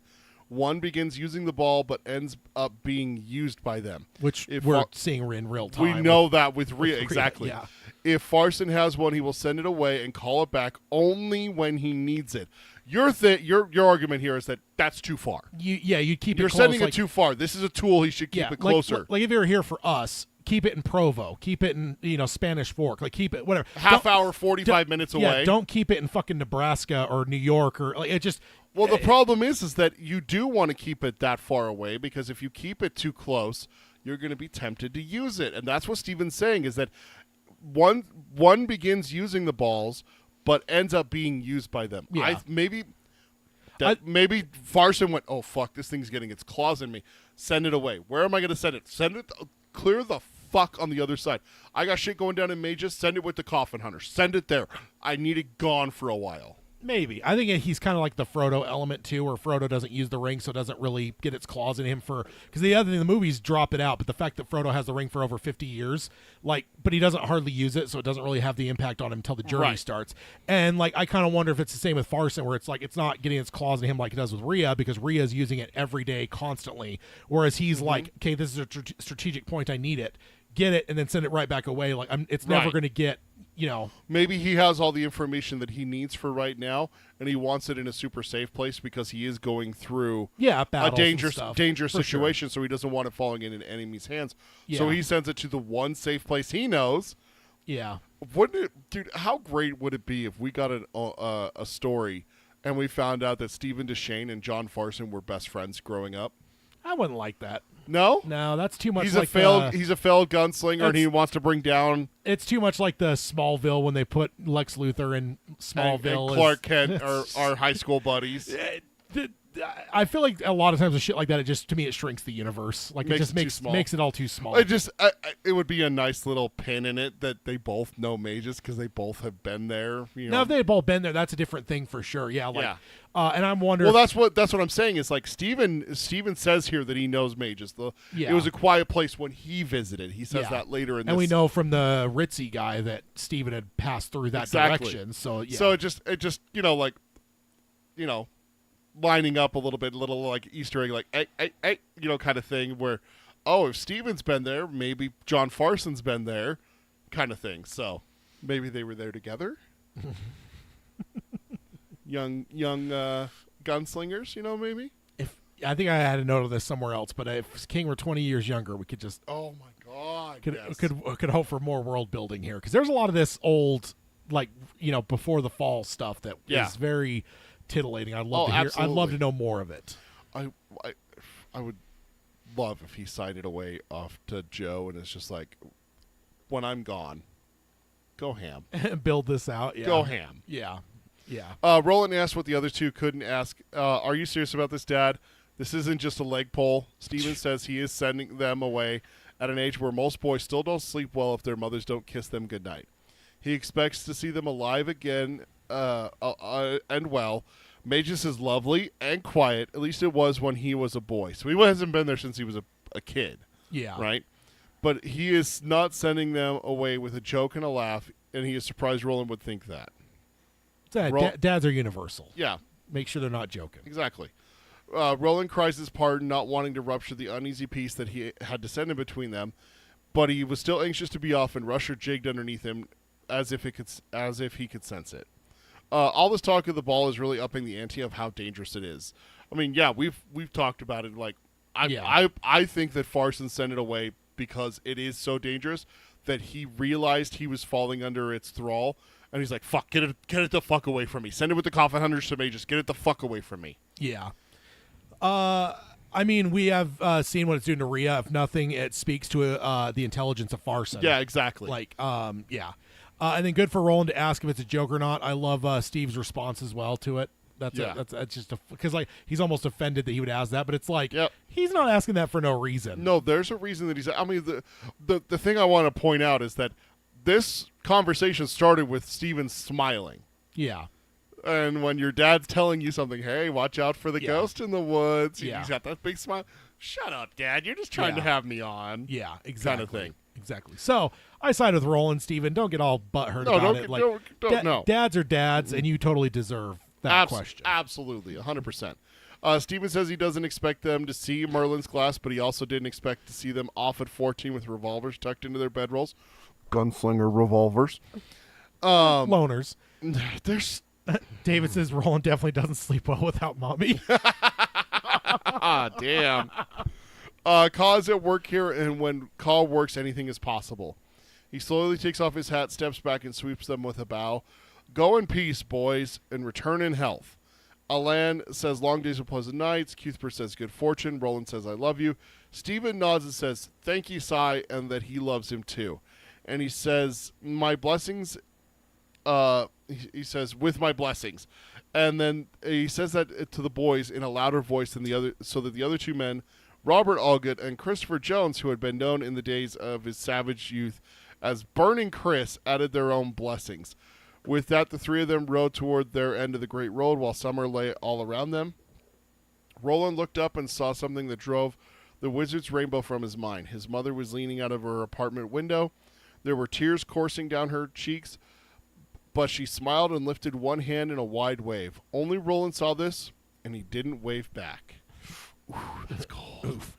Cold. Baraki earlier says, I'm with Peter. Steven would not have sent one new gunslinger and two apprentices into the situation which developed there. And I don't believe that he knew anything to the level it was. If Steven had known even half of what Magus would end up being, he wouldn't have sent them. Oh, if Steven knew that the grapefruit was there, there's the Horsemen's Association betrayal, and the tankers, he would have sent half of his gunslingers to go wipe out the insurrection. Yeah. So I just think that he may have suspected something. Maybe they're going too light on their taxes. Like, just something that they might uncover where it's just this is where I think it's a light suspicion. Yeah, not like Roland talks to Susan one time on the drop, and he's like, hey, so 3 out of 5 are muties, huh? And she's like, what the fuck are you talking about? Like, 1 in like 100 are. Like, what are you talking about? Yeah. So Roland got that idea from the Horsemen's Association at the guy dinner. at the Langell or whatever his name is. Yeah. But I wonder if there's ever been communications with the affiliation for, we're okay. Yeah, we're good. 3 out of 5, are muties. We get 2 out of 5. Or it could just be shifty eyes where it's like, they're too quiet over there. Yeah, why haven't they sent us a report in a few years? Things are quiet over there. Too quiet. Oh man. So did you get your note? Sorry. Oh no. Rereading this really makes me want more of the gunslingers. Why is Christopher called Burning Chris? David said in the chat, Burning Chris, gonorrhea? No, I don't think that was it. But also kind of gives me the vibe though that he's probably not anything like his son. Right? Because as like reserved and shit as Alan is, like I don't think you get a nickname like that if you're reserved. Nope. So I have a feeling it's one of those things where it's like dad is one thing and Alan is a much different human being, which is normal, but it's kind of interesting. Baraki says, I wonder why Roland didn't send a message to his father after he was pretty sure what was going on, but before the pigeons were killed. Yeah. Two things. Susan. One is Susan. Second thing, the last time the Cuthbert asked to send a message, Roland says there's not enough time for it to get back. Even if they could offer help, what would they offer us? Like, we know what they're doing. There's nothing that they could do. So even if Roland sent a message after finding everything out, there's not much that Gilead could have done for them. It's basically it's what Roland said, but Roland was thinking with his dick, so... Yeah, indeed. My note here, then here are the other fathers giving their blessings to their children. I think it's easy just to assume that these boys' father acted similarly to Stephen as they do to Roland, but I think that that is incorrect. Stephen commands all gunslingers, and he certainly could have had anyone there to cover as cover for himself, but he granted these men the ability to see their sons off. I think this is more this is like a compassionate move here, and I also would say that this is a compassionate move I would never see Roland doing. Yeah. If Roland were in the same situation. Absolutely. Not even that Roland's being a dick, but more of like Roland wouldn't think about it. Roland wouldn't consider like let these fathers see their boys off on their first trip. Like, as they leave. Roland's just too, as they pull out of the driveway, basically. Yeah, Roland, I feel, is just too like clueless. I mean, Eddie, Susanna, they've all called him out at multiple times where it's just like, dude, did you just not get it? Like he's like just so like cold and calculating that there's just like a almost humanity level that he just not even he doesn't have it, but he almost doesn't understand it. And I just think that like it's cool to see with Steven because it like kind of shows you that he is a different person, right? He's different than Roland. It's kind of like the Don Corleone versus Michael. Michael's a cold, calculating, evil motherfucker. His dad had a warmth that his son never had, and I think that's maybe it with Steven, where it's like could have had any gunslingers to cover him, but no, let me make sure that these two. Yeah, these two are the ones there, because I honestly also don't want to necessarily assume that like the same relationship is shared. Like that Roland has these two close friends. I don't think that means that those are like Steven's two closest. It doesn't necessarily mean no, because I mean even like let me drop this one on you. Maybe maybe Steven has those two there because he doesn't want anyone else knowing where those two are going. The three are going. Yeah, I mean it could be. I mean that could just be purely tactical for Steven's part. If he has other gunslingers there, he doesn't say the word mages. Where you're going, boys. You know, that kind of thing. But he says mages, so that makes me think that he's okay with these two. They know where their sons are going. Yeah. So that kind of thing. So maybe it's a tactical choice as well. Yeah, could be. I want more from Steven. That's all I'm saying. Same. Roland not waving back to his mom isn't surprising, but it is cold. Maybe the first of the really cold moments of Roland. That's a brutal moment. Like her waving goodbye to him as he goes off on his first mission. He basically just goes... Yeah. It flips her off, basically. That's a rough moment. That's the same thing as flipping her off when you don't wave back. Yeah, that's rough. And she knows that he saw him, right? Yeah. Like 100%. Yeah, that's brutal. Hashtag Roland is evil. All right, moving on to Subchapter 8. And then I started off here with a direct quote from the book. Roland, an elbow struck him in the ribs hard enough to dispel these memories, brilliant as they were, and return him to the present. It was Cuthbert. Do something if you mean to. Get us out of this dead house before I shiver my skin right off my bones. So that's the end of the book quote part. But then Roland whispered to Alan to be ready to help him. Alan nodded. He spoke to Susan about after their first time having sex. She had gone to the stream, and she agreed. He said she cut some of her hair, and she agreed. He asked if she would have cut all of it. She said yes, every lick and lock. He asked who told her to do it. A long pause. He was about to turn to Alan when she says Rhea, and that she wanted to fiddle her up. So that's poor Susan. Roland asked about later what happened at the doorway. She responded because remember Roland hypnotized her previously and there was at the river. At the river, and there was a blank with the doorway. So that's how Roland knows to immediately go there. She responded that something had happened earlier. He asked what, and she said that she had sent her to fetch wood. Roland looked at Bert, who shrugged, and Al, who spread his hands. Roland thought of asking Al to step in, but it was not time yet. He then told her to forget about the wood for now, or anything that came before, and mayhap they'd talk about it later. He asked again what happened when she was leaving, and asked what Rhea said about her hair. So I love Cuthbert. He has such a way with words. Yeah, he does, absolutely. And I wonder how this scene is going to look on film. Yeah. Like the whole thing. I know we're not fully through it, but I just had to throw it in here. Like, good Lord. Yeah. Indeed. My next note in all caps, no, don't stop her with the wood pile. That's the answer. Bah.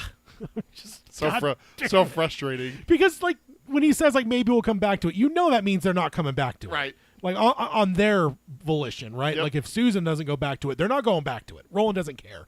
And it's like, no, you idiot. That's the answer. And we know that because obviously we were there. We saw that happen. So, again, it's one of those times where it's like, you know what's going on. They don't. And you're frustrated when they're like, that's unimportant. No, don't go in there. It's like, come on. The killer's in there. Can't you hear the music? So she said Rhea whispered in her ear. Roland asked what she whispered, and she says she doesn't know that that part is pink.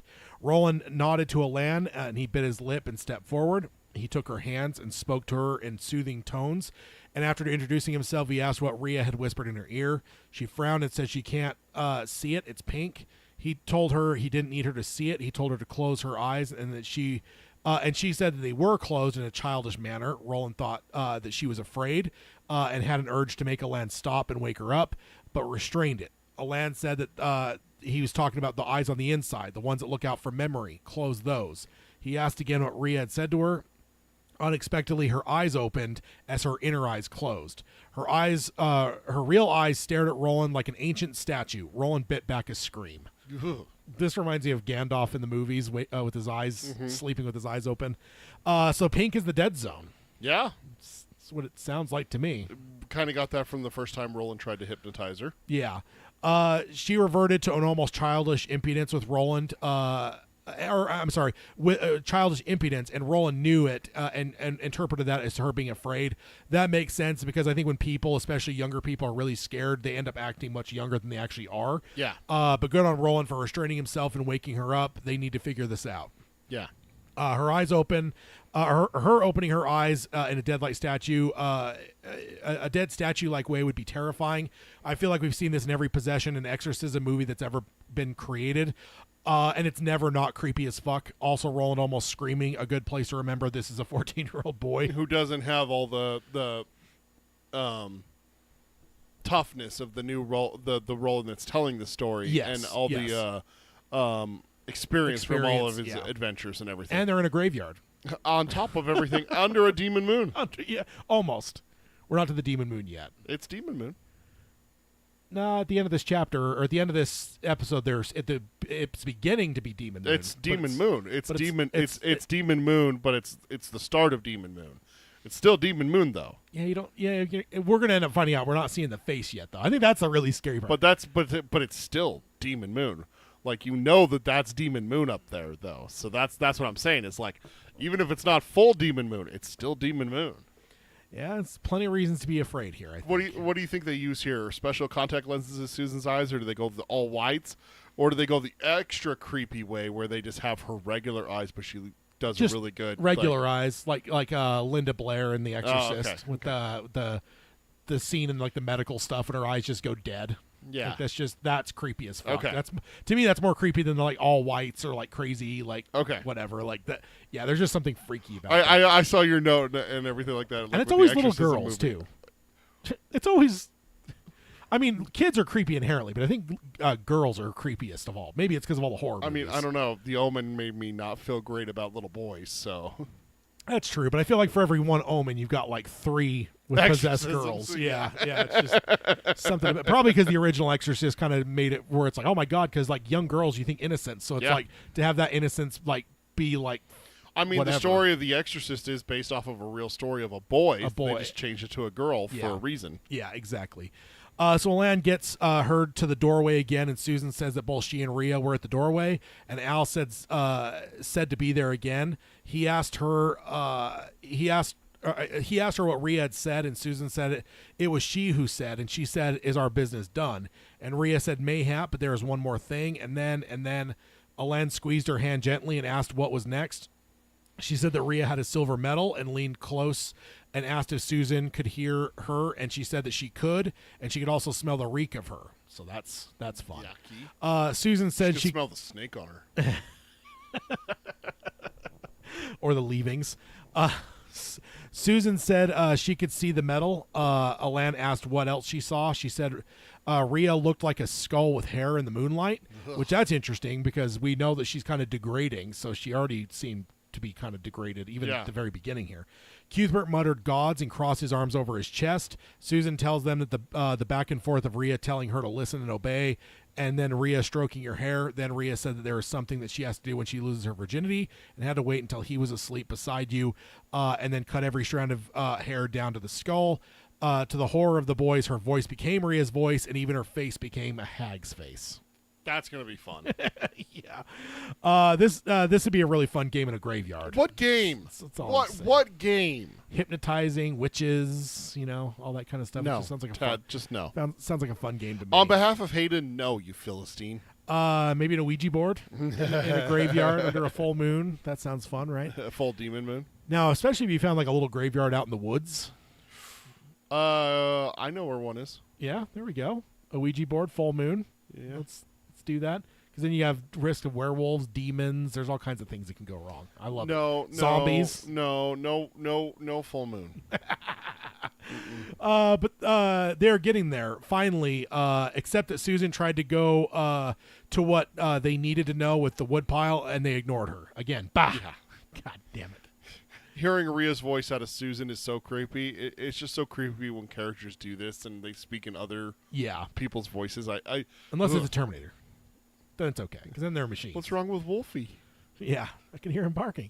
Good on Alan for being so much more capable at this than Roland. Again, it's one of those cool character building things. I love that because it kind of fits like if you kind of like categorize the different aspects of a gunslinger, like already with the touch and everything that Alan has, this makes sense that this would be something else that he excels at. Yeah, like it just feels right. Kind of like with Cuthbert with his like personality, it makes sense that he's more of the diplomatic one, right? He was the one that was a lot heavier with like that welcome dinner and stuff. He's able to interact with people easier. Yes, exactly, and charm people. So I just love they all kind of have their specialties and stuff.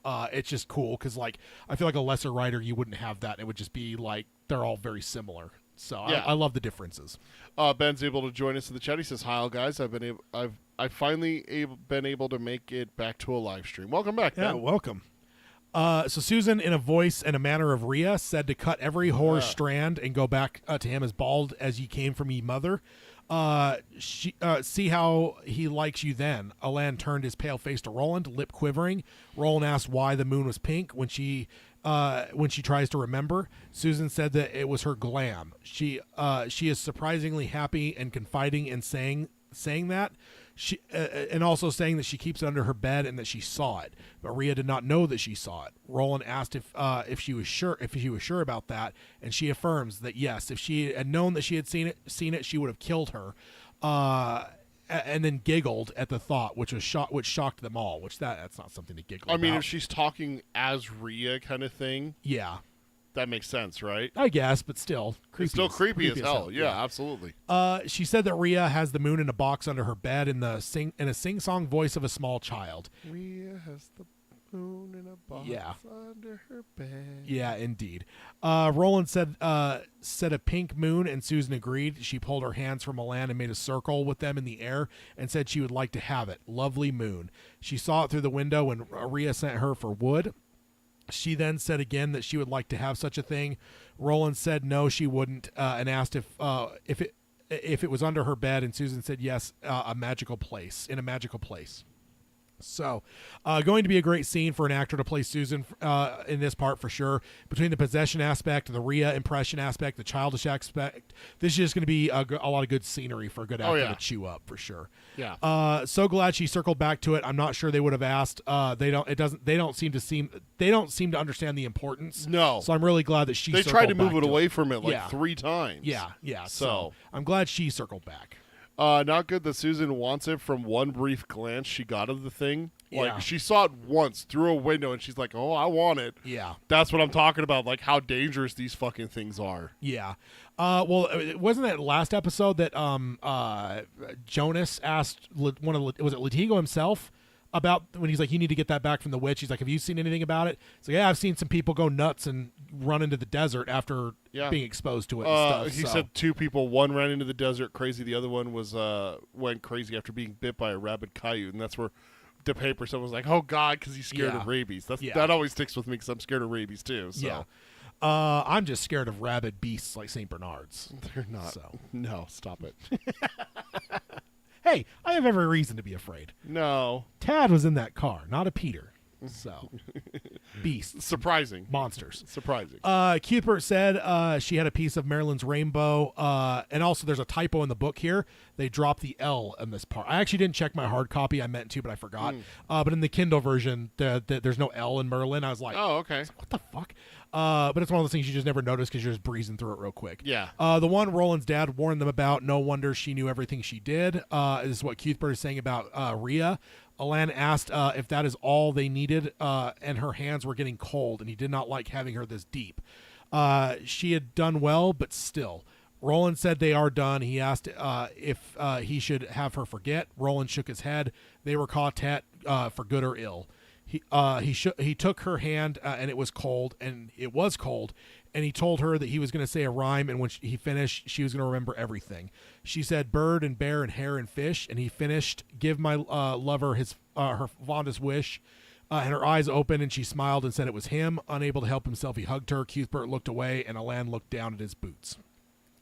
Thank fucking God they finally got all the pieces. I remember thinking by this point that the ball was one of the most important pieces on the board, and they knew nothing about it, pretty much. So it was frustrating. We have enough context to know from what Steven said and Farson's men talked about a few chapters ago just how important this all is. Yeah. So the ball feels like it's one of the rings from Lord of the Rings, super rare. Many have been lost, but they corrupt absolutely, and they draw people in. So not just the Palantirs which are kind of malevolent as well, but this feels almost ring-like from Lord of the Rings. Not necessarily the ring, but like all the rings are like withering things that draw people's desires, except for the 3 elven rings, because elves are pretentious pricks. I hate elves. They're the worst. I like that they don't make her forget. At this point, she's in it, so don't shelter her from the truth. Like, that's my thought too. Like, just, it's kind of dumb. Like, you guys are she's older than all the rest of you, so don't treat her like a child when she's got a couple years on you, and honestly has been through a lot in her life too. Like, she's not just like this coddled, like, 16-year-old that kind of acts like a 13-year-old because she's so, she's lived a pretty rough fucking life, and she's probably more of like a 20-something-year-old with her experiences. Yeah, absolutely. So like, don't have a bunch of 14-year-olds be like, no, let's protect her. Like, I'm glad they didn't. Cuthbert and Lan's reaction to the hug is purely awkwardness and not anger or whatever else. Probably doesn't need to be said, but I think they're both beyond negative feelings about her or this at this point, right? Yeah. So I just wanted to point that out because it's like... We kind of got that impression when they first sat, they sat on opposite sides of her, and he got the impression of a sister sitting between brothers and everything. Yeah, exactly. That could be misinterpreted as like, they're like kind of like put off by the thing, but it's more of just like the... awkwardness. Don't look at your friend making out with his girlfriend. Like, don't do that. Or you just, like, look really hard and try to get eye contact. All right, subchapter 9. Last subchapter, as they rode back towards Seafront, Susan with her arms around Roland's waist. David says, no, hey, nerds, quit it with the Lord of the Rings. I'll talk to Tad. He's the one that reread it, all right? And also, King pretty much said this and The Stand are both ones that he referenced Tolkien as, like, inspirations. Yes. So, like, I think it was, like, Chris from Australia at one point, a couple years back, that mentioned, like, wanting to, like, look at all the different, like, Tolkien references, in this story, and there is a lot of them. And like ever since then, that's always been fresh in my mind when I'm going through. I'll like think about like how things might attach that, because ultimately we know from a lot of King's works that he's a big Tolkien fan. There's a lot. How many Stephen King characters talk about Lord of the Rings? Even in The Stand, I know there's a couple. There's 2 or 3 different characters that reference it. So it's definitely I think it's an inspiration on King for sure. And this is obviously this is his magnum opus. So I think this is his larger Lord of the Rings inspiration. I don't think you have to defend it. I think we understand it. It's just he's just calling you a nerd is all he's doing. Hey, I have no problem with that. I've been called that my whole life. Yeah. So Subchapter 9. All right. As they rode back towards Seafront, Susan, with her arms around Roland's waist, she asked if they would take the glass from her, talking about Rhea. Roland says it is best to leave where it is for now. Was left in Jonas' safekeeping on behalf of Farson, and will be sent west with the rest of the plunder. They will deal with it after they deal with the tankers and Farson's men. At first I was like, why wouldn't you do with this first? And then I realized trying to destroy the tankers and murder all the men while carrying a fragile glass ball would be rather careless. Like, yeah, let's not go grab that thing from the witch and be dragging it around while we do our plan. Yeah. And I kind of see it more as like the danger that they are. Why add a malevolent wild card into an already insane situation? That too.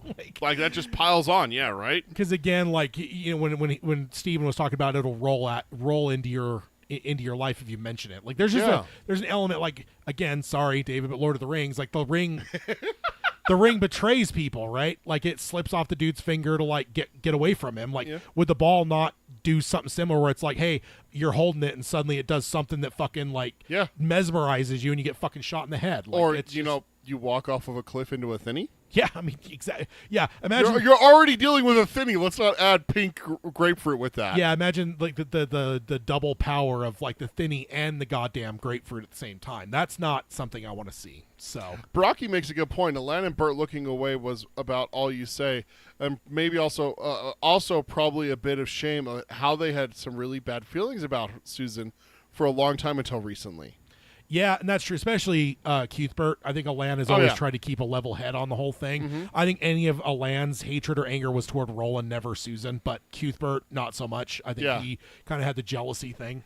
David says he wonders if the other balls have numbers like Black 13 does.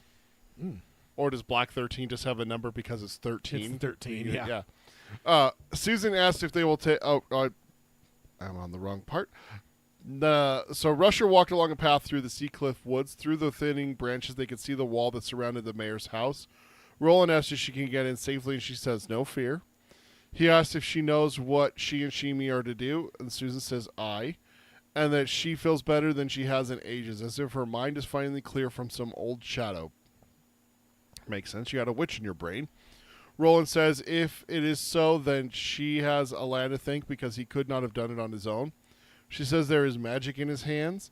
They have reached the servants' door, and Susan dismounted with fluid ease.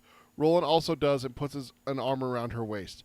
She looks up at the moon. Look, you can see the start of the demon's face. Roland sees a blade of nose, a bone of grin, but no eye yet. Susan whispers that it used to terrify her as a child, and that she would pull the blinds when Demon Moon was full because she feared it would see her and reach down and eat her. Children are silly, aren't they? She asks. Roland says sometimes he hasn't been afraid of Demon Moon. He wasn't afraid of Demon Moon as a child, but was afraid of this one. The future seemed so dark, and the way through to the light was so thin. Yeah. So Susan feeling more clear. So the fog of Rhea was something that had been affecting her this entire story to one extent or another. That's wild to think about. So now is she going to be even more trig? Yeah. Because she's already proven to be pretty, sharp. And it's like, but if she's been kind of like clouded by Rhea until now, it's like suddenly I'm like, ooh, is she going to be more of a benefit? Oh, fuck, upgrade. Yeah, pretty much. Susan being scared of a phase of the moon is cute. It's funny what randomly scares children. I was terrified of my parents' basement going up the stairs. Yeah. That was mine. I mean, how many adults still are like, hey, don't have your feet dangling off the edge of the bed? That's how monsters get you. Yep. I assert dominance. I sleep with a foot outside of the covers off the bed.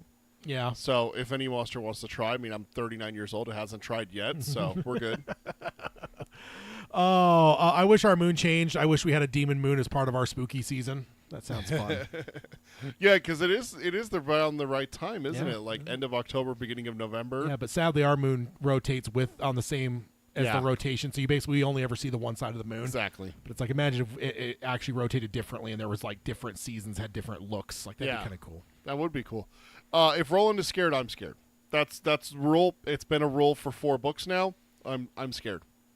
Yeah. So, yeah, that's my note. Roland tells Susan that he loves her with all his heart. She says that she knows and that she loves him. They kiss under the moon. She says a week until the reap. Oh, tick, tick, tick. I didn't notate that, but tick, tick, tick. Yep. Findiano is what the Vaqueros and Labradors call it, and asks if that's what they call it in Roland's land. He says, near enough, it's called closing the year.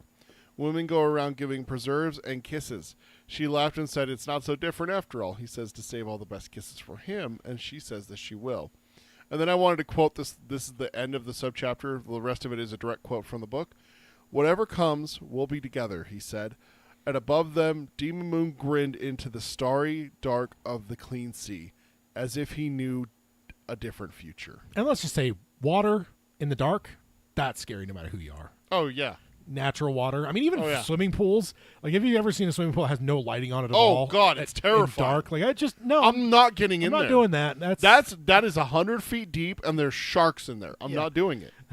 What is it? There be tigers. Yeah. There be sharks. Yeah. Oh, shit, I didn't see your note. Yeah, I'm sorry, so 1 sir. week, ticking clock, as we know now as well. That means 6 days until shit hits the fan. Yeah. So we are under a week.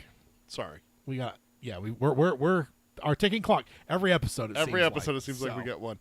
That's a great way to send a shiver up up my spine with the moon there at the end of the subchapter. Yeah. I don't even care about the moon so much as I do the God of this world, Stephen King. As a constant reader, this feels very much like I have 1 week until retirement type line. All I can say is I have a very bad feeling about this. 2 days until retirement, it's just, Dad. I know Stephen King, and I'm just not happy. So David says now he wants to get a tiger in a swimming pool. You could do that too. All right, let's. We're running a little short on time because we had a little bit of shenanigans, but let's go ahead and shenanigans. Warning, spoilers ahead. Warning, spoilers ahead. Warning, spoilers ahead. There we go. Damn thing wouldn't transfer over. Oh, there we go. There we go. Wrong one. Because I hit the wrong pedal.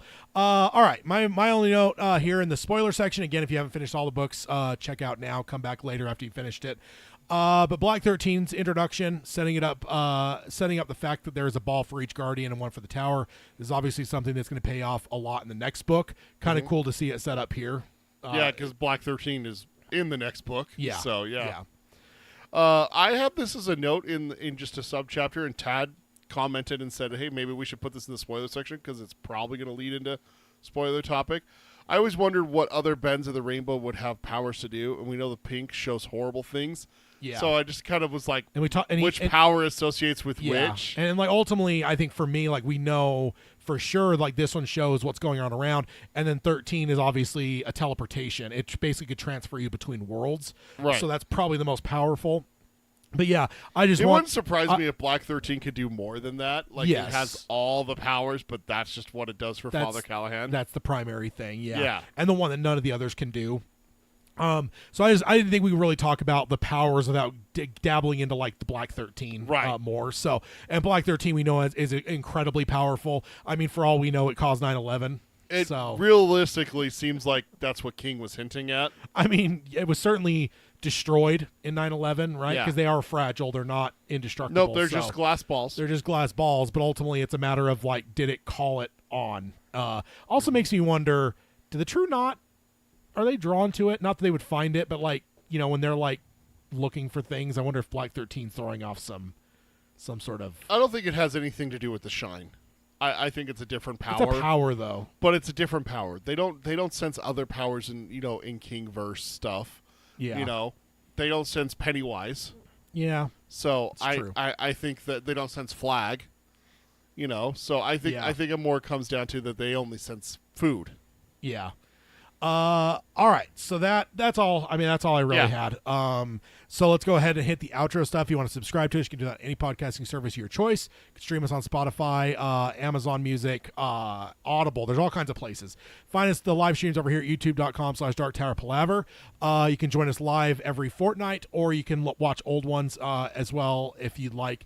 You can also find the show notes over at darktowerpalaver.com, as well as links for all things Dark Tower Palaver. If you want to become a supporter of the show, patron, go do that at patreon.com/darktowerpalaver. I know for our next hangout, we're doing Billy Summers. Next episode, the Friday before, will be Billy Summers, which is May 10th? 9th. Yeah. May 9th. Yes, indeed. So, and then if you want to contact the show, also I do have a surprise for the show as well as you. Oh, the fuck, man! It's my AMC monkey. Monkey popcorn bucket. It's been in the room with you the whole time, sir, just so you know. I'm leaving. We were talking about... I'm leaving. Go ahead. I'm leaving. Baraki says May 10th. Is that That's the episode. That's the episode. The hangout, so the hangout for Patreon is the day before. The 9th. Oh, yeah. All right, exactly. So you want to hit the outro? I can't. I can't. Dude, get that fucking thing out of here, man. He's a happy little dude. Dude, that's fucking terrible. It's got blood on the drum. On the top. Oh, yeah. That's fun, isn't it? No.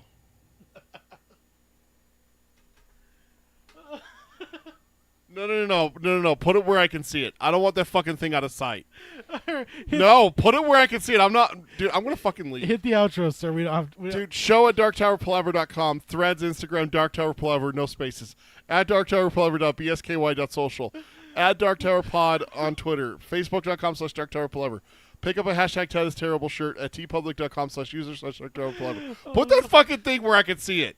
Wait, first you don't want to see it, now you want to see it? No, I didn't want it at all, but if it's going to be here, I'm going to... No, put it down there where I could fucking see it. No. Oh, I forgot until we started talking about Demon Moon, and I'm like, wait a minute. I forgot I have a surprise for Peter. All right, so yeah, again, beyond the hangout on the 9th, we have our next episode on the 10th. We'll be doing a roundtable, so join us then, which is a fortnight from now. And then, of course, we'll be back second episode of May. We'll be going into Chapter 6. Are we in Chapter... Is that where we're at, or am I losing? Yeah, Chapter 5 we just finished. Yeah. We'll be starting Chapter 6 of Part 3 for Wizard and Glass. Which is, I don't remember, May, what would that be, the 4th? Or 24th, May 24th. So join us then. And until then, we'll sign off as we always do by saying long days and pleasant nights. Long days and pleasant nights, folks. Burn the monkey. Boy.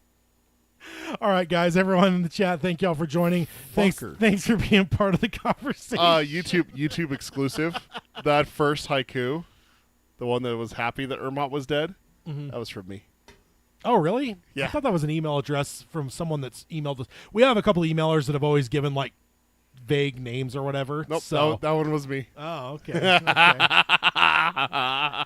Oh, man, you guys are awesome. Thank you all for being part of the show. We'll be back for Geekery Abides in a minute for Terminator 2, Daredevil Born Again, and some Fantastic Four trailer just dropped. So if not, we'll see you guys in a fortnight for the next round. I almost said book club. Next round table. Yep. See you guys. Bye.